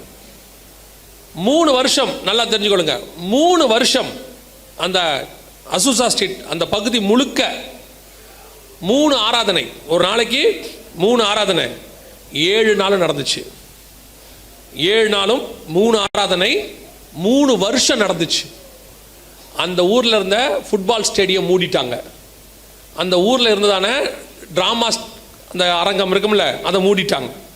எந்த விதமான களியாட்டமும் கிடையாது. எந்த தெருக்குள்ள போனாலும் பாட்டு சத்தம் கேட்கும், எந்த வீட்டில் போனாலும் ஜப சத்தம் கேட்கும். அதற்கு பேர் தான் எழுப்புதல்.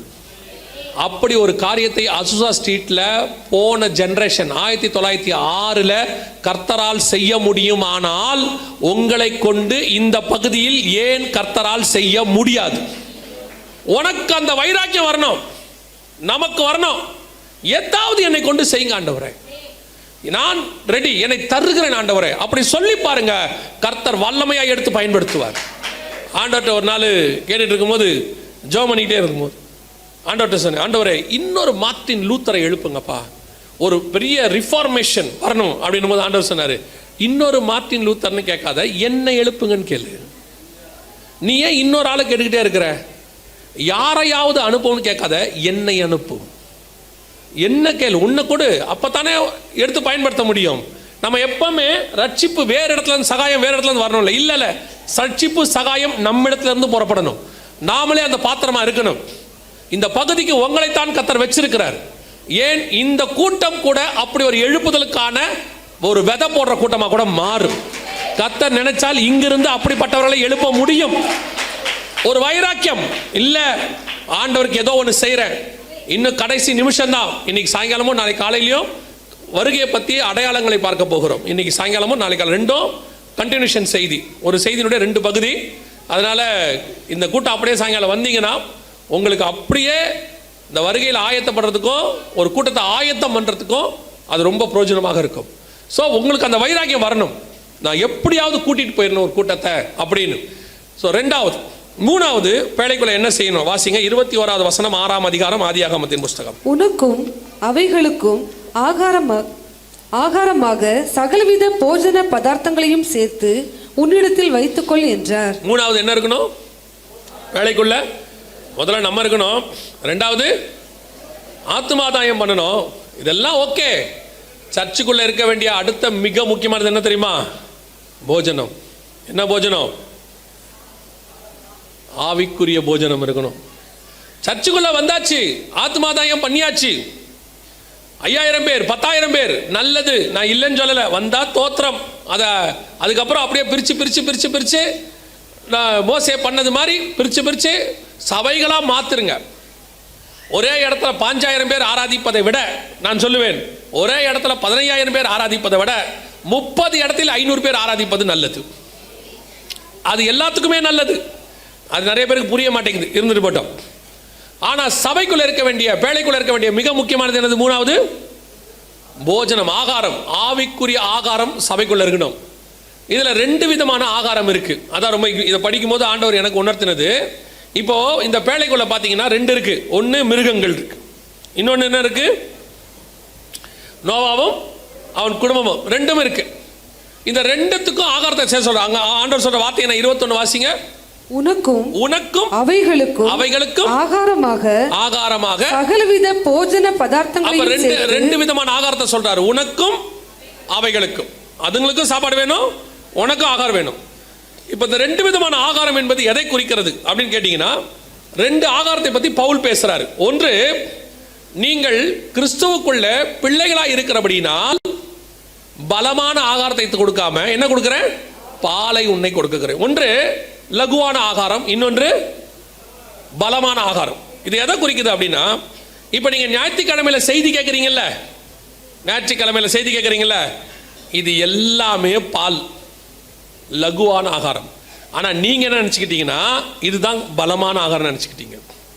வா, ஞாயிற்றுக்கிழமை செய்தி கேட்டுட்டோம், சோத்திரம். இல்லை, ஞாயிற்றுக்கிழமை ஆகாரம் தேவை. இப்போ இதுலேயே நீங்கள் எடுத்துக்கிட்டீங்கன்னா, ஆண்டவர் சொல்லும் போது உங்களுக்கு ஒரு புரிதலுக்காக சொல்கிறேன். ஆதியாகமத்தின் புஸ்தகம் 1ஆம் அதிகாரம் 30வது வசனம் வாசி. பூமியில் உள்ள சகல மிருக ஜீவன்களுக்கும், ஆகாயத்தில் உள்ள சகல பறவைகளுக்கும், பூமியின் மேல் ஊறும் பிராணிகள் எல்லாவற்றிற்கும் பசுமையான சகல பூண்டுகளையும் ஆகாரமாக கொடுத்தேன் என்றார். இது அவங்களுக்கு ஆகாரம். இது மனுஷனுக்கு இப்ப என்ன சொல்றாரு பாருங்களேன். இப்ப வாசிங்க 3ஆம் அதிகாரம் 18வது வசனம். அது உனக்கு முள்ளும் குறுக்கும் முளைப்பிக்கும் வெளியின் பயிர் வகைகளை புசிப்பாய். இப்ப இது சாப்பிட்றதுக்கும் அவங்க சாப்பிட்றதுக்கும் என்ன இருக்குது? 2 வெஜிடேரியன் தான். 2 என்னது? வெஜிடேரியன் தான்.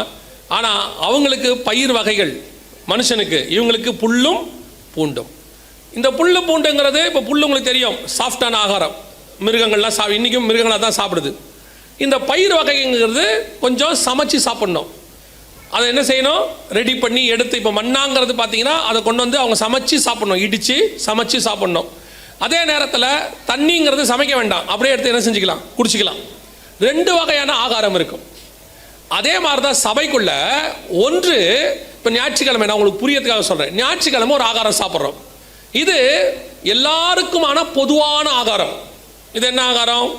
புதுசாக வர்றவங்களுக்கு இருக்கும், பழசாக வர்றவங்களுக்கும் இருக்கும், பின்மாற்றம் அடைகிறவங்களுக்கு இருக்கும், குழந்தைகளுக்கு இருக்கும், யங்ஸ்டர்ஸ்க்கு இருக்கும், வயசான அத்தனை பேருக்கும் சேர்த்து ஞாயிற்றுக்கிழமை என்ன இருக்குது, ஒரே சாப்பாடு, அவ்வளோதான். இந்த சாப்பாடு நார்மலாக எல்லாருக்கும் பொதுவாக ஏற்றுக்கொள்ளுகிற ஒரு சாப்பாடு. அதான் பால் மாதிரி. பால் யார் வேணாலும் என்ன செய்யலாம், குடிக்கலாம். எல்லாருக்கும் ஊற்றுப்பா, அத்தனை பேருக்கும் கொடு. இப்போ ஞாயிற்றுக்கிழமை வரீங்க, 3/4 மணி நேரம் 1 மணி நேரம் செய்தி. இந்த 1 மணி நேரம் செய்தியை கர்த்தர் என்ன பண்ணுறாரு, பிரித்து எல்லாருக்கும் மொத்தமாக கொடுக்குறாரு. எல்லாரும் குடிக்கிறீங்க. ஓய், ஞாயிற்றுக்கிழமை எல்லாருக்கும் கொடுக்குறாரு, பிரித்து எல்லாரும் குடிக்கிறோம், சாப்பிட்றோம். அவங்கவுங்களுக்கு கொஞ்சம் கொஞ்சம் அதில் இருக்குது, ஆளுக்கு பிச்சு எடுத்துக்கிறோம். ஆனால் இதை தாண்டி இன்னொன்று இருக்குது, பலமான ஆகாரம், பயிர் வகை. அது என்ன தெரியுமா? அதுதான் நீங்கள் வசனத்தை தியானித்து பெற்றுக்கொள்வது. அதுதான் நீங்கள் செய்யக்கூடிய பைபிள் ஸ்டடி, வேத பாடம், கர்த்தரிடத்திலிருந்து பெற்றுக்கொள்ள. இரவும் பகலும் அவருடைய வேதத்தில் தியானமாக இருக்கிற மனுஷன் பாக்கியவான். இது பலமான ஆகாரம். 2ம் சர்ச்சுக்குள்ளே இருக்கணும். இன்னைக்கு சபை ஒரு ஆகாரத்துக்குள்ளே போயிட்டு இருக்குது, லகுவான ஆகாரம். வர்றவங்களை அப்படியே சாட்டிஸ்ஃபை பண்ணி, அப்படியே ஞாயிற்றுக்கிழமையானா அப்படியே ஒரு ஆசீர்வாத செய்தி பேசி அவங்கள திருப்திப்படுத்தி ஒரு வாக்கு தத்தத்தை கொடுத்து ஒரு ஜபத்தை முடிச்சு, இதைத்தான் நீங்களும் எதிர்பார்க்குறீங்க. நீ வாளாகாமல் தலையாவாய், உன்னை 1000 மடங்கு ஆசீர்வதிப்பேன், நீ இப்பொழுது இருக்கிறதை பார்க்கலாம் 1000 மடங்கு பெருகுவாய், வானத்து நட்சத்திரத்தை போலவும் கடற்கரை மணலை போலவும் நீங்கள் பல்லுகி பெருகி. இதை கேட்கவே சந்தோஷமா இருக்குல்ல? அப்பா ஞாயிற்றுக்கிழமை இந்த வாரம் என்னப்பா செய்தி, உன்னை 1000 மடங்கு ஆசீர்வதிப்பார். ஓ ஸ்தோத்திரம், பிரைஸ் தி லார்ட். அடுத்த வாரம் என்னப்பா செய்தி, கோடா கோடியாய் பெருகுவாயாக. போன வாரம் 1000, இந்த வாரம் கோடா கோடி, பிரைஸ் தி லார்ட், ஹல்லேலூயா. இது கேட்க சந்தோஷமா இருக்கு. இது நான் இல்லைன்னு சொல்லலை, இது ஒரு காலகட்டத்தில் நமக்கு தேவைப்படுகிறது. பிள்ளைக்கு பால் எப்போ வரைக்கும் கொடுப்போம்? அது ஒரு குழந்தையா இருக்கிற வரைக்கும் நம்ம பால் கொடுப்போம். அது வளர்ந்த பிறகு நம்ம என்ன செய்ய மாட்டோம், ஸ்கூலுக்கு போகும்போது மத்தியானத்துக்கு ஒரு புட்டியில் பால் போட்டு நெஸ்லேவை கலக்கி கொண்டு போ, இது மத்தியானத்துக்கு இந்த பாட்டில் குடி, அப்புறம் இன்டர்வெல்ல இந்த குட்டி பாட்டில் குடி, அப்புறம் சாயங்காலம் ரிட்டர்ன் ஆகும்போது இந்த பாட்டில் குடி.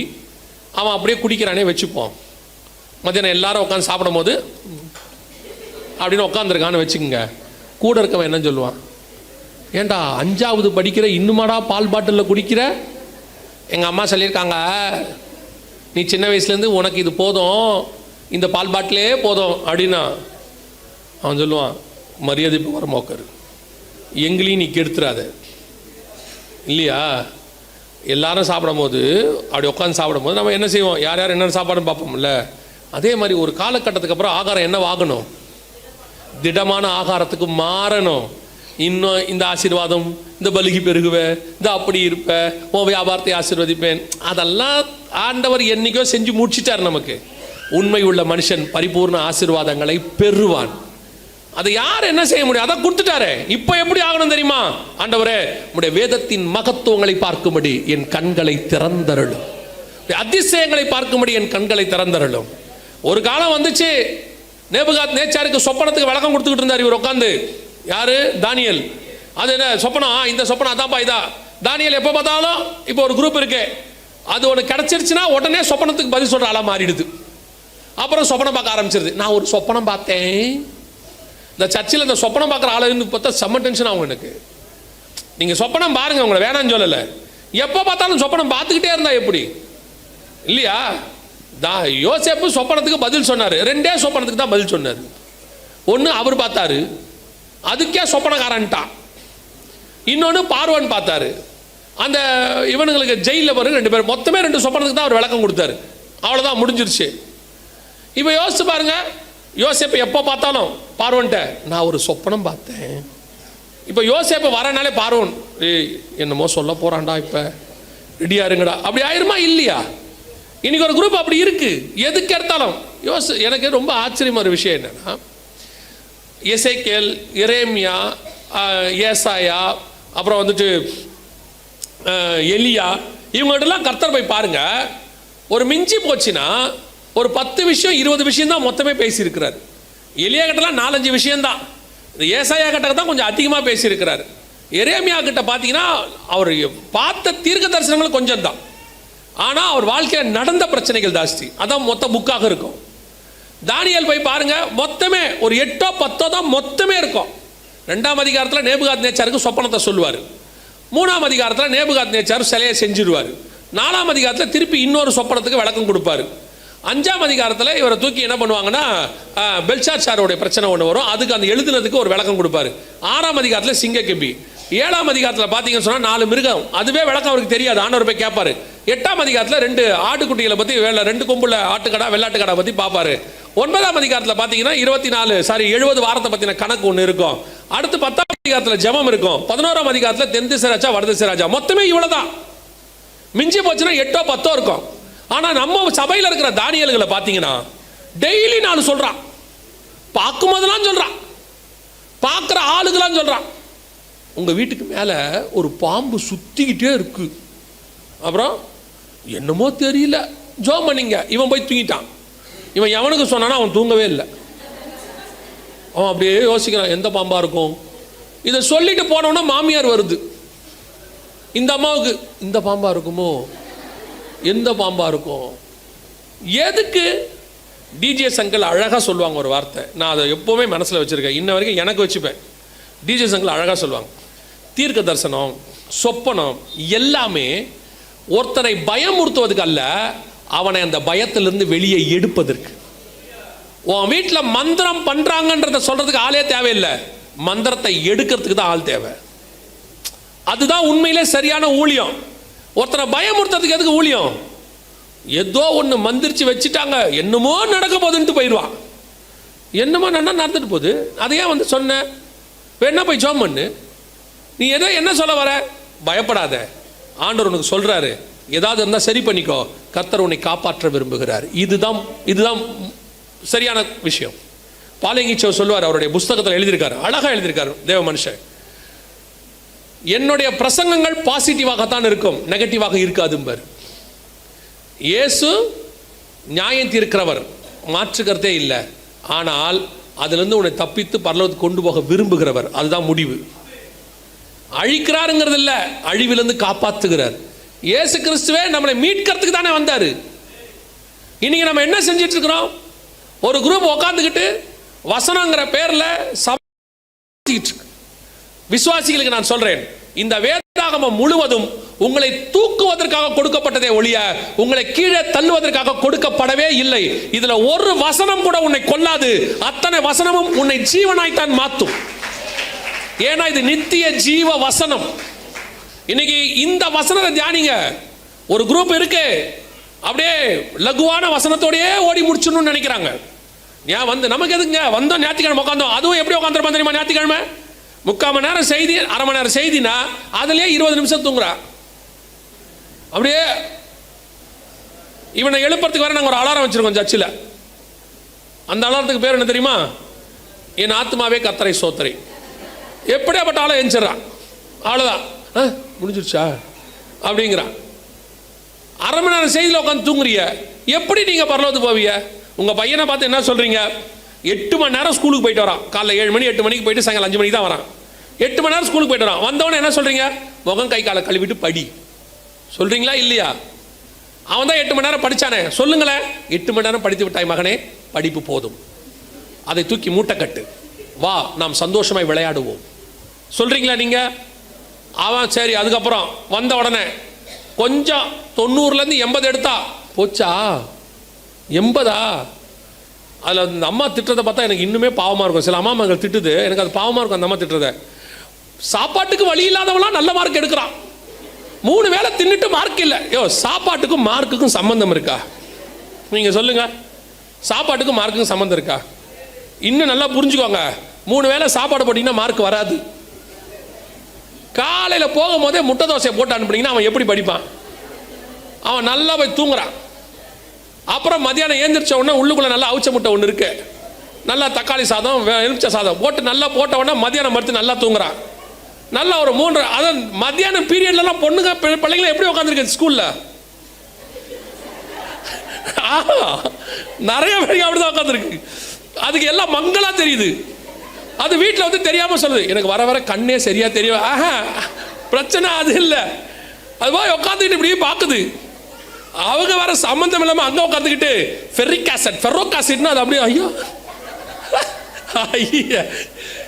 நிறைய பேர் கேட்குறான், இதெல்லாம் உங்களுக்கு எப்படி தெரியும்? நான் சயின்ஸ் ஸ்டூடெண்ட்டு. மத்தியானத்துக்கு மேலே அவங்க எந்த பாடமும் என் மண்டையில் ஏறாது. அது வேற எங்கள் ஸ்கூலில் நான் படித்ததில் இந்த காலையில் இங்கிலீஷ் தமிழ்லாம் வச்சுருவாங்க. காலையிலேயே இங்கிலீஷ் சப்ஜெக்ட்லாம் வச்சுட்டு மத்தியானத்துக்கு மேலே தான் கெமிஸ்ட்ரி பயாலஜி வைப்பாங்க. அவங்க எடுக்கிறவங்க அது சொல்லவே முடியாது. அவங்களாம் பயங்கரம். மேனே தக்கேல் உபாசின்னு தான் அவங்க எழுதுறது. நமக்கு ஒன்றும் புரியாது. அது அப்படியே இருக்கும்.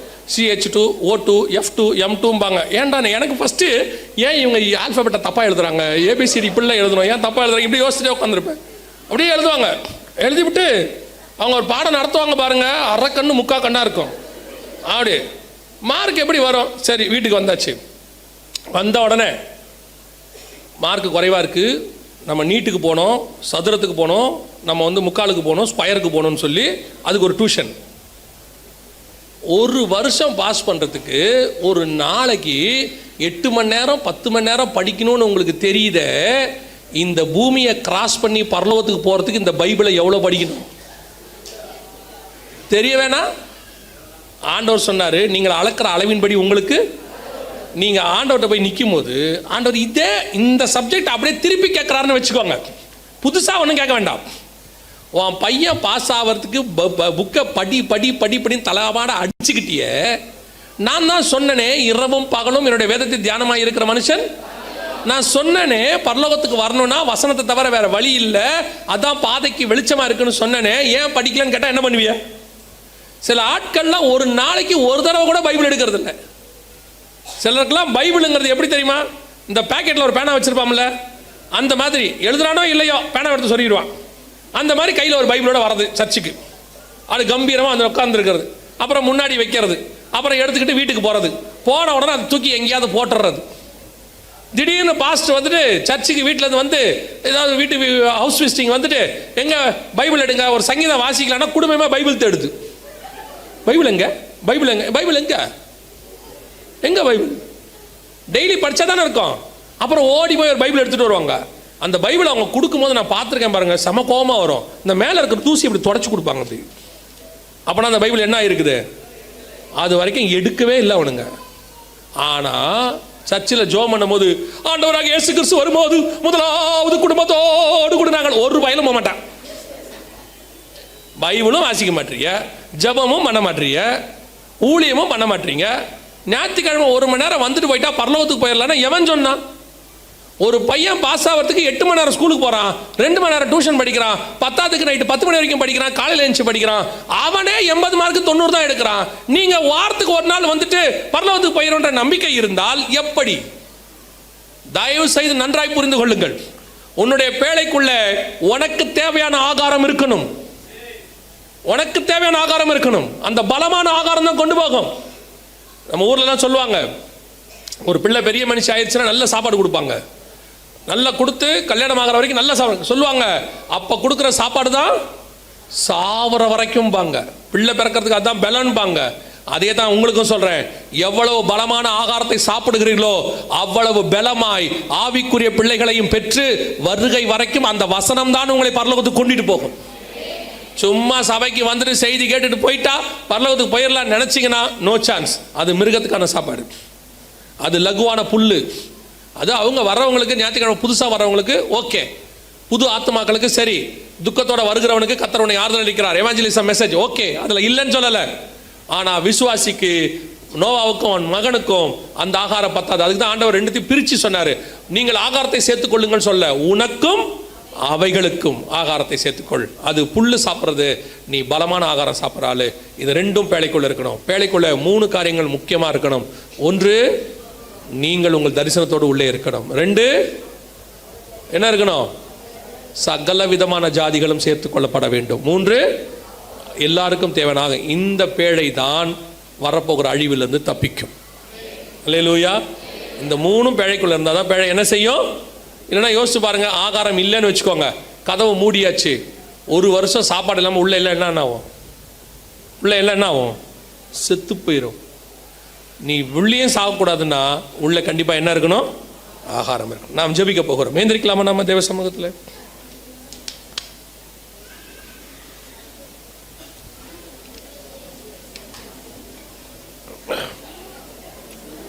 ஒரு 5 நிமிஷம் மாத்திரம் ஜெபம் பண்ண போகிறோம். Thank you Jesus. நன்றி ஆவியானவரே, நன்றி ஆவியானவரே. கிருபை கிருபை கிருபை. ஒப்பு கொடுப்போம். இந்த 3 காரியங்களும் உங்கள் வீடுகளுக்குள்ளே இருக்கா? உங்கள் சபைகளுக்குள்ளே இருக்கா?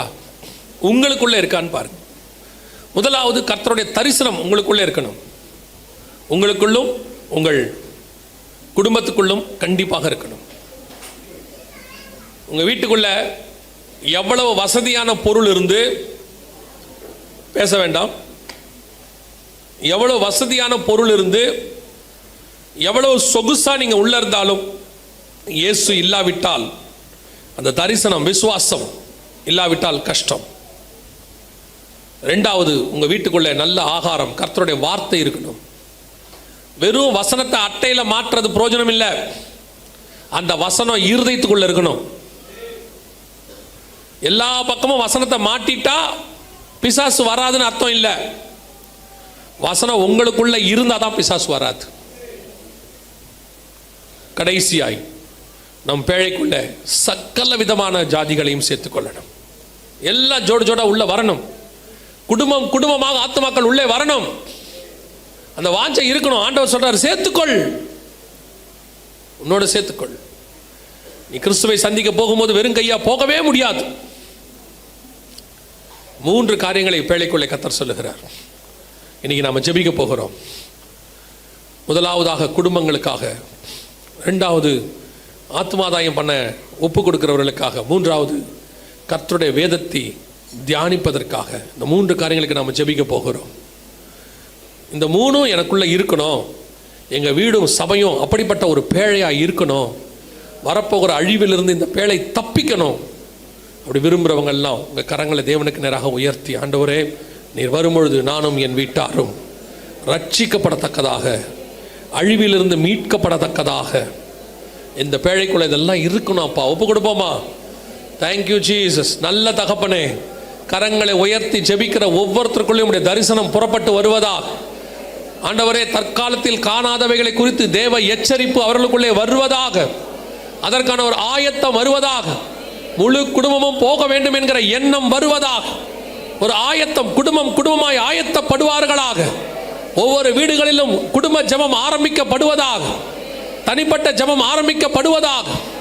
அப்பா, குடும்பத்தில் ஒருத்தர் கூட கைவிடப்பட்டவர்களாக இராதபடி நீர் வரும்பொழுது முழு குடும்பம் எடுத்துக்கொள்ளப்பட கர்த்தர் கிருபை தருவீரா.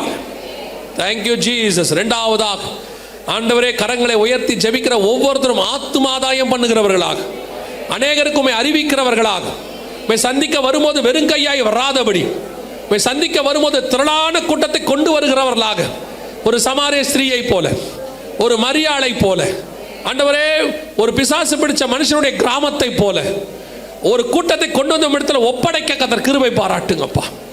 அந்த பாரம், ஆத்ம பாரம் வரட்டும் ஆண்டவரே. கடைசியாய் எங்கள் திருச்சபை முழுவதும், எங்கள் விசுவாசிகள் அத்தனை பேரும் உடைய ஆகாரத்தினால் நிரப்பப்படுவார்களாக, உடைய வசனத்தினால் நிரப்பப்படுவார்களாக. இரவும் பகலும் கர்த்தருடைய வேதத்தை தியானிக்கிறவர்களை மாறுவார்களாக. சும்மா இருக்கும் போதெல்லாம் வசனத்தை தியானிக்கிறோங்கிற எண்ணம் வரட்டும். ஒரு 5 நிமிஷம் சும்மா இருந்தா வசனத்தை தியானிக்கிறோங்கிறதான ஒரு எண்ணம் வரட்டும் ஆண்டவரே. எங்க திருச்சபை வசனத்தின் மேல் கட்டப்படுவதாக, கண்மணியின் மேல் கட்டப்பட்ட வீடாய் மாறுவதாக உடைய மகிமையுள்ள கரத்திலே தாழ்த்துகிறோம். வந்த ஜனங்கள் சுகபத்திரமாய் வீடு போய் சேர கிருபை பாராட்டும். எங்கள் ஆண்டவர் இயேசு கிறிஸ்துவின் நாமத்தில் பிதாவே.